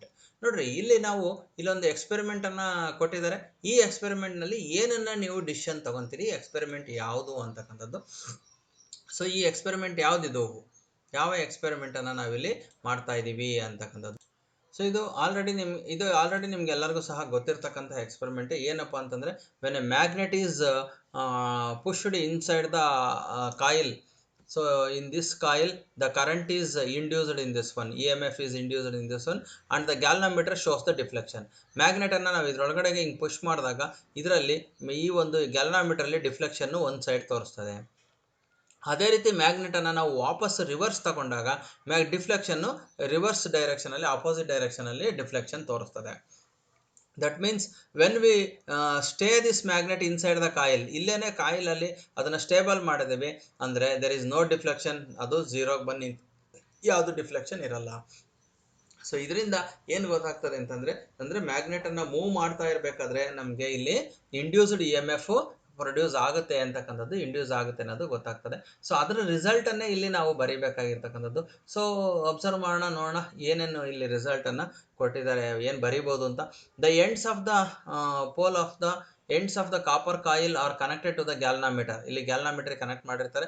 The north pole of the bar magnet is moved inside the coil, induced current is produced in the coil and hence the needle of the galvanometer shows the momentary deflection in one direction. ನಾನು ಹೇಳಿದ್ನಲ್ಲ ಆ ಥರ one ಡೈರೆಕ್ಷನ್ಗೆ ಅದು ಇದನ್ನು ತೋರಿಸ್ತದೆ. And also if when the north pole of the magnet is withdrawn from the coil, the needle of the galvanometer is deflected in the opposite direction. So normal ಆಗಿದ್ದಂತಹ ಇದು ಗ್ಯಾಲ್ವಾನೋಮೀಟರ್ದು ಇದು ನೀಡಲ್ಲು ಒಂದ್ಸಲ ಈ ಸೈಡ್ ತೋರಿಸಿದ್ರೆ ಇನ್ನೊಂದ್ಸಲ ಅದರ ಅಪೋಸಿಟ್ ಡೈರೆಕ್ಷನಲ್ಲಿ ಡಿಫ್ಲೆಕ್ಷನ್ನ ತೋರಿಸ್ತದೆ. ಅಂದರೆ ಮ್ಯಾಗ್ನೆಟನ್ನು ಒಂದು ಸೈಡ್ ಪಾಸ್ ಮಾಡಿದಾಗ ಒಂಥರ, ವಾಪಸ್ ತಗೊಂಡಾಗ ಇನ್ನೊಂದು ಥರ ತೋರಿಸ್ತದೆ. And when the magnet is held stationary inside the coil, ಕಾಯಿಲಲ್ಲಿ ಇನ್ಸೈಡ್ ಆಗಿ ಇದ್ದಾಗ there is no deflection in the galvanometer, ಏನು ಡಿಫ್ಲೆಕ್ಷನ್ ಆಗಲ್ಲ. When the magnet is moved inside the coil with greater force, normal ಆಗಿ move ಮಾಡೋದಕ್ಕೂ greater force ಅಲ್ಲಿ move ಮಾಡಿದ್ರೆ ಗ್ಯಾಲ್ವಾನೋಮೀಟರ್ shows greater deflection, ಅಲ್ಲಿ ಕರೆಂಟ್ ಇಂಡ್ಯೂಸ್ಡ್ ಕರೆಂಟ್ ಜಾಸ್ತಿ ಇಂಡ್ಯೂಸ್ ಆಗಿರ್ತದೆ. When the magnet is moved with the smaller force ಇಂದ move ಮಾಡಿದ್ರೆ ಗ್ಯಾಲ್ವಾನೋಮೀಟರ್ deflection smaller ಆಗಿರ್ತದೆ. When the magnet is stationary and the coil is moved towards away from the magnet, galvanometer shows the deflection. ಇಲ್ಲಿ magnet ಅನ್ನೇ move ಮಾಡ್ಬೇಕಂತೇನಿಲ್ಲ, magnet ಅನ್ನ stable ಆಗಿ ಇಟ್ಬಿಟ್ಟು ಇಲ್ಲಿರ್ತಕ್ಕಂಥ coil ಏನಿದೆಯಲ್ಲ ಈ ಕಾಯಿಲ್ ಅನ್ನ ಮೂವ್ ಮಾಡಿದ್ರು ಸಹ ಆ ಗ್ಯಾಲ್ವನೋಮೀಟರ್ ಅಲ್ಲಿ ಡಿಫ್ಲೆಕ್ಷನ್ ತೋರಿಸ್ತದೆ. ಮ್ಯಾಗ್ನೆಟ್ ಅನ್ನ ಎನಿ ಒನ್, ಇಲ್ಲ ಕಾಯಿಲಾರ ಮೂವ್ ಆಗಬೇಕು, ಇಲ್ಲ ಮ್ಯಾಗ್ನೆಟ್ ಆರು ಮೂವ್ ಆಗಬೇಕು ಅಂತಕ್ಕಂಥದ್ದು ಇದು ಎಕ್ಸ್ಪೆರಿಮೆಂಟ್. ಕನ್ಕ್ಲೂಷನ್ ಏನು ಹೇಳ್ಬೋದು, ಕನ್ಕ್ಲೂಷನ್ ಕೇಳಿದ್ದಾರೆ. Motion of the magnet with respect to the coil produces an induced EMF. ಹೇಳಿದ್ನಲ್ಲ, ಮ್ಯಾಗ್ನೆಟು ಇಲ್ಲ ಕಾಯಿಲ್ ಎರಡರೊಳಗೆ ಒಂದನ್ನು ನೀವು ಮೂವ್ ಮಾಡಿದ್ರೆ ಅಲ್ಲಿ ಇಂಡ್ಯೂಸ್ಡ್ ಪೊಟೆನ್ಷಿಯಲ್ ಡಿಫರೆನ್ಸು ಪ್ರೊಡ್ಯೂಸ್ ಆಗುತ್ತೆ, which sets off the induced electric current ಅಲ್ಲಿ ಬರ್ತದೆ. Or the direction of the induced current depends on the direction of the magnetic moment of the magnetic inside the coil. So ಅಲ್ಲಿ ಆ deflection ಏನು ತೋರಿಸ್ತದೋ ಅಥವಾ current production ಏನಾಗಿರ್ತದೋ ಅದು ಆ ಮ್ಯಾಗ್ನೆಟ್ನ ಮೂಮೆಂಟ್ ಮೇಲೆ ಡಿಪೆಂಡ್ ಆಗಿರ್ತದೆ. Next last one, the amount of induced current is directly proportional to the force with which the magnet is moved and into and withdrawn from the coil. ಎಷ್ಟು amount current produce ಆಗುತ್ತಪ್ಪ ಅಂದರೆ ಎಷ್ಟು force ಆಗಿ ಮ್ಯಾಗ್ನೆಟನ್ನು ಅದರೊಳಗಡೆ push ಮಾಡ್ತಾರೋ ಮತ್ತು ವಾಪಸ್ ತಗೊತಾರೋ ಅಷ್ಟು ಕರೆಂಟು ಅದಕ್ಕೆ ಡೈರೆಕ್ಟ್ಲಿ ಪ್ರೊಪೋರ್ಷನಲ್ ಆಗಿರುತ್ತೆ ಅಂತ ಹೇಳ್ತೀವಿ. So these are the points we have to write. ಇಲ್ಲಿ 4 ಮಾರ್ಕ್ಸ್ ಬರಬೇಕು ಅಂದರೆ ಇಷ್ಟು ಪಾಯಿಂಟ್ಸನ್ನು ನೀವು ಬರೀಬೇಕಾಗ್ತದೆ. So next, what is the meaning of the statement the potential difference between the 2 points. ನೋಡ್ರಿ, ಇಲ್ಲಿ 5 ಮಾರ್ಕ್ಸ್ ಕ್ವಶನ್ ಇದು. ಈ 5 ಮಾರ್ಕ್ಸ್ ಕ್ವಶನ್ಗೆ ಡೈರೆಕ್ಟಾಗಿ 5 ಮಾರ್ಕ್ಸ್ ಕೇಳ್ತಕ್ಕಂಥ ಕ್ವಶನ್ ಯಾವುದೂ ಇರಲ್ಲ. ಹಾಗಾಗಿ ಸ್ಮಾಲ್ ಕ್ವಶನ್ಸನ್ನು ಕಂಬೈನ್ ಮಾಡಿಬಿಟ್ಟು ಕ್ವಶನ್ಸನ್ನು ಕೇಳಿರ್ತಾರೆ. ಎಲ್ಲ ಸಿಂಪಲ್ ಕ್ವಶನ್ಸ್, 1 ಮಾರ್ಕ್ಸ್ ಕ್ವಶನ್ಸೇ ಇರ್ತವೆ. ನೋಡ್ರಿ, what is the meaning of the potential difference of the 2 points. 1 volt ಅಂತಂದರೆ ಏನು, ಅದ್ರ ಮೀನಿಂಗ್ ಬರೀಬೇಕು. Name the device used to measure the potential difference. Potential ಡಿಫ್ರೆನ್ಸನ್ನು ಯೂಸ್ ಮಾಡೋಕ್ಕೆ ಯಾವ ಡಿವೈಸ್ ಯೂಸ್ ಮಾಡ್ತೀವಿ? What is the resistance of the conductor? ಕಂಡಕ್ಟರ್ನ resistance ಅಂದರೆ ಏನು? What is an electric power? Electric power ಅಂದ್ರೇನು? Write 3 formula used to find out it. ನೋಡ್ರಿ ಎಷ್ಟು ಕ್ವಶನ್ ಕೇಳಿದ್ದಾರೆ ಇಲ್ಲಿ. ಇದೊಂದು ಕ್ವಶನ್ನು. ವೋಲ್ಟ್ ಅಂದ್ರೇನು? ನೇಮ್ ದ ಡಿವೈಸು 2ನೇ ಕ್ವಶನ್ನು. ರೆಸಿಸ್ಟೆನ್ಸು 3ನೇ ಕ್ವಶನ್ನು. ಪವರು 4ನೇ ಕ್ವಶನ್ನು. ಫಾರ್ಮುಲಾ ಬರೆದ್ರೆ 5ನೇ ಕ್ವಶನ್ನು. ಟೋಟಲಿ ಎಲ್ಲದಕ್ಕೂ ಒಂದೊಂದು ಮಾರ್ಕ್ಸ್ ಇರ್ತದೆ. Totally 5 marks. ಹಾಗಾಗಿ 1 ಮಾರ್ಕ್ಸ್ ಕ್ವಶನ್ಸ್ಗೆ ಹೆಚ್ಚಿನ ಆದ್ಯತೆ ಕೊಡ್ರಿ. 1 ಮಾರ್ಕ್ಸ್ ಕ್ವಶನ್ಸನ್ನು ಚೆನ್ನಾಗಿ ಪ್ರಾಕ್ಟೀಸ್ ಮಾಡಿರಿ, ಸಿಂಗಲ್ ಆನ್ಸರ್ಸು. ಅದರಿಂದ ನಿಮಗೆ 5 ಮಾರ್ಕ್ಸ್ ಕ್ವಶನನ್ನು ಅಟೆಂಡ್ ಮಾಡೋಕ್ಕೆ ಪಾಸಿಬಲ್ ಆಗ್ತದೆ. ಅಂದರೆ ಒಂದೇ ಕಾನ್ಸೆಪ್ಟ್ಗೆ ಸಂಬಂಧಪಟ್ಟಂಥ 5 ಕ್ವಶನ್ಸನ್ನು ಕೇಳಿರ್ತಾರೆ. ನೋಡೋಣ ಈಗ ಅದಕ್ಕೆ ಆನ್ಸರ್ಸ್ ಏನಿದೆ ಅಂತ ನೋಡೋಣ. So 1 joule of work is done to move a charge coulomb of 1 c from the point to another point, one point ಇಂದ ಇನ್ನೊಂದು ಪಾಯಿಂಟ್ಗೆ ಮೂವ್ ಮಾಡಲಿಕ್ಕೆ in a current carrying conductor the potential difference between the 2 points is 1 volt. ಅಂದರೆ ನೋಡ್ರಿ, ಒಂದು conductor ಇರುತ್ತೆ ಅಂತಂದರೆ ಒಂದು wire. ಈ ವೈರ್ನ ಒಂದು ಪಾಯಿಂಟಿಂದ ಇನ್ನೊಂದು ಪಾಯಿಂಟ್ಗೆ 1 ಕೂಲಂಬ್ ಆಫ್ ಚಾರ್ಜನ್ನು ಈ ಕಡೆ ಮೂವ್ ಮಾಡಲಿಕ್ಕೆ ಏನು ಆ ಮೂಮೆಂಟ್ಗೆ ನಾವು ಏನು ಡಿಫ್ರೆನ್ಸ್ ಬರ್ತದೋ, ಸೊ ಆ ಡಿಫ್ರೆನ್ಸನ್ನು ನಾವೇನಂತ ಕರಿತೀವಪ್ಪ ಅಂದರೆ ಒಂದು ವೋಲ್ಟ್ಸ್ ಅಂತ ಕರಿತೀವಿ. ಎಷ್ಟು ಜೌಲ್ ಆಫ್ ವರ್ಕ್ ಬೇಕು, ವರ್ಕ್ ಡನ್ ಅಂತ ಏನು ಕರಿತೀವಲ್ಲ ಅದನ್ನೇ ನಾವು ವೋಲ್ಟ್ಸ್ ಅಂತೇಳಿ ಕರಿತಕ್ಕಂಥದ್ದು. And the device used to measure this is volt meter. ನೋಡಿ, ವೋಲ್ಟ್ ಮೀಟರ್ನ ಬರೆದ್ರೆ ಅದಕ್ಕೆ ಹಾಫ್ ಮಾರ್ಕ್ಸನ್ನು ಇಲ್ಲಿ ಕನ್ಸಿಡರ್ ಮಾಡಿದ್ದಾರೆ, half marks. So then the property of the conductor to restrain to retard the motion of the electric charges flowing through it is called the resistance. ಅಂದರೆ property of the conductor the retard the motion of the electric charges. ನಾವು oppose ಅಂತ ಕೂಡ ಬರೀಬೋದು. Retard ಅಥವಾ oppose ಮಾಡುತ್ತೆ. ಅದು current, electric ಕರೆಂಟನ್ನು ಚಾರ್ಜಸನ್ನು flow ಆಗಲಿಕ್ಕೆ ಬಿಡಲ್ಲ, oppose ಮಾಡುತ್ತೆ ಅಥವಾ ರಿಟಾರ್ಡ್ ಮಾಡುತ್ತೆ. ಅದನ್ನೇ ರೆಸಿಸ್ಟೆನ್ಸ್ ಅಂತ ಕರಿತೀವಿ ನಾವು. ಅದಕ್ಕೆ 1 marks. And the rate at which the electricity is dissipated or consumed in the electric circuit is called an electric power. Power ಅಂದ್ರೆ ಏನಪ್ಪ ಅಂತಂದರೆ, ಒಂದು ಎಲೆಕ್ಟ್ರಿಕ್ ಎನರ್ಜಿಯನ್ನು ಎಷ್ಟು ಕನ್ಸ್ಯೂಮ್ ಆಗುತ್ತೋ ಆ ಸರ್ಕ್ಯೂಟಲ್ಲಿ ಅದನ್ನು ಎಲೆಕ್ಟ್ರಿಕ್ ಪವರ್ ಅಂತ ಕರಿತೀವಿ. ಅಂದರೆ ಈಗ ನಮ್ಮ ಮನೆಯಲ್ಲಿ ಒಂದು ಬಲ್ಬ್ ಎಷ್ಟು ಕರೆಂಟನ್ನು ಯೂಸ್ ಮಾಡ್ಕೊಂತು, ಅದೇ ಎಲೆಕ್ಟ್ರಿಕ್ ಪವರ್ ಆಗಿರ್ತದೆ. ಸೊ ನೋಡಿರಿ, ಪವರ್ನ ಫೈಂಡ್ ಔಟ್ ಮಾಡಲಿಕ್ಕೆ 3 ಫಾರ್ಮುಲಾಸ್ ಇದ್ದಾವೆ. ಎಲ್ಲದಕ್ಕೂ ಹಾಫ್ ಮಾರ್ಕ್ಸ್ ಕೊಡ್ತಾರೆ. P = VI, P = I²R ಅಥವಾ P = V²/R. ಸೊ ಇದನ್ನು ಸಹ ನಾವು ಬರಿಬೋದು. ಈ 3 ಫಾರ್ಮುಲಾದಲ್ಲಿ ನೀವು 3ಕ್ಕೂ ಹಾಫ್ ಮಾರ್ಕ್ಸ್ ಇರ್ತದೆ. ಟೋಟಲಿ ನೋಡ್ರಿ, ಇದು 5 ಮಾರ್ಕ್ಸ್ ಆಯಿತು. ಈ ಥರ ಸಿಂಪಲ್ ಕ್ವಶನ್ಸನ್ನು ಕಂಬೈನ್ ಮಾಡಿಬಿಟ್ಟು 5 ಮಾರ್ಕ್ಸ್ ಕ್ವಶನನ್ನು ಫಾರ್ಮೇಷನ್ ಮಾಡಿರ್ತಾರೆ. ಸೊ ಇಷ್ಟು ಒಂದು ಫಿಸಿಕ್ಸಲ್ಲಿ ನೀವು ಈ ಥರ ಪ್ರಿಪೇರ್ ಆದರೆ ಔಟ್ ಆಫ್ ಔಟ್ ಸ್ಕೋರ್ ಮಾಡಲಿಕ್ಕೆ ಸಾಧ್ಯವಾಗ್ತದೆ. ಫುಲ್ ಸ್ಕೋರ್ ಮಾಡ್ಬೋದು ಫಿಸಿಕ್ಸಲ್ಲಿ. ಸೊ ಹಾಗಾಗಿ ಎಲ್ಲ ಕಾನ್ಸೆಪ್ಟ್ಸ್ಗಳನ್ನು ಯಾವ ರೀತಿ ಕೇಳ್ತಾರೆ, ನಿಮಗೆ ಕ್ವಶನ್ ಪೇಪರ್, ನಿಮಗೆ ಟೆಕ್ಸ್ಟ್ ಬುಕ್ಕಲ್ಲಿರೋ ಕ್ವಶನ್ಸ್ಗೂ, ನಿಮ್ಮ ಕ್ಲಾಸ್ ರೂಮ್ಸಲ್ಲಿ ಬರ್ಸಿರ್ತಕ್ಕಂಥ ಕ್ವಶನ್ಸ್ಗೂ, ಎಕ್ಸಾಮಲ್ಲಿ ಕೇಳ್ತಕ್ಕಂಥ ಕ್ವಶನ್ಸ್ಗೂ ಲಾಟ್ ಆಫ್ ಡಿಫ್ರೆನ್ಸ್ ಇರ್ತದೆ. ಯಾವುದೇ ಕಾರಣಕ್ಕೂ ಡೈರೆಕ್ಟ್ ಕ್ವಶನ್ಸ್ ಕೇಳಲ್ಲ, ಇಂಡೈರೆಕ್ಟ್ ಆಗಿ ಕೇಳ್ತಾರೆ. ಅಪ್ಲೈಡ್ ಕ್ವಶನ್ಸ್ ಥರನೇ ಇರುತ್ತೆ. ಬಟ್ ಅದನ್ನು ನೀವು ಕಾನ್ಸೆಪ್ಟ್ಗೆ ಕನ್ವರ್ಟ್ ಮಾಡಿಕೊಂಡು ಕರೆಕ್ಟ್ ಆದಂಥ ಆನ್ಸರ್ನ ಬರೀಬೇಕು. ಗೊತ್ತಿರುತ್ತೆ ನಿಮಗೆ ಕಾನ್ಸೆಪ್ಟ್ ಏನು ಅಂತ ಗೊತ್ತಿರುತ್ತೆ, ಬಟ್ ಅದನ್ನು ಅಪ್ಲೈ ಮಾಡ್ಕೊಳ್ತಕ್ಕಂತಹ ಒಂದು ನಾಲೆಡ್ಜನ್ನು ನೀವು ಯೂಸ್ ಮಾಡಿಕೊಂಡ್ರೆ ಸೈನ್ಸಲ್ಲಿ 100% ಸ್ಕೋರ್ ಮಾಡಲಿಕ್ಕೆ ಸಾಧ್ಯ ಆಗ್ತದೆ. ಸ್ಟೂಡೆಂಟ್ಸ್, ಈಗ ಫಿಸಿಕ್ಸನ್ನು ನಾನಿಲ್ಲಿ ಮುಗಿಸಿದ್ದೀನಿ. ಸೊ ಫಿಸಿಕ್ಸ್ ಆದ ನಂತರ ನಿಮಗೆ ನೆಕ್ಸ್ಟು ಕೆಮಿಸ್ಟ್ರಿ ಮತ್ತು ಬಯಾಲಜಿ ಸಹ ಇದೇ ಪೇಪರ್ದು ಕೆಮಿಸ್ಟ್ರಿ ಬಯಾಲಜಿನೂ ಸಹ ಸಾಲ್ವ್ ಮಾಡಿಕೊಡ್ತೇನೆ. ಸೊ ಆ ಒಂದು ವಿಡಿಯೋಸು ನಿಮಗೆ ರೀಚ್ ಆಗಬೇಕು ಅಂತಂದರೆ ನಮ್ಮ ಚಾನಲ್ಗೆ ಸಬ್ಸ್ಕ್ರೈಬ್ ಆಗಿ ನೋಟಿಫಿಕೇಷನನ್ನು ಆನ್ ಮಾಡ್ಕೊಂಡಿರಿ. ನಾನು ವಿಡಿಯೋ ಹಾಕಿದ ತಕ್ಷಣ ನಿಮಗೆ ನೋಟಿಫಿಕೇಷನ್ ಬರುತ್ತೆ. ನಾಳೆ ಒಂದು ದಿವಸ ಇದೆ, ನೀವು ಚೆನ್ನಾಗಿ ಇದನ್ನು ಪ್ರಾಕ್ಟೀಸ್ ಮಾಡಿದ್ರಿ ಅಂತಂದರೆ you have get high score in the science paper. So thank you very much. Next ವಿಡಿಯೋದಲ್ಲಿ ನಾವು ಮೀಟ್ ಮಾಡೋಣ.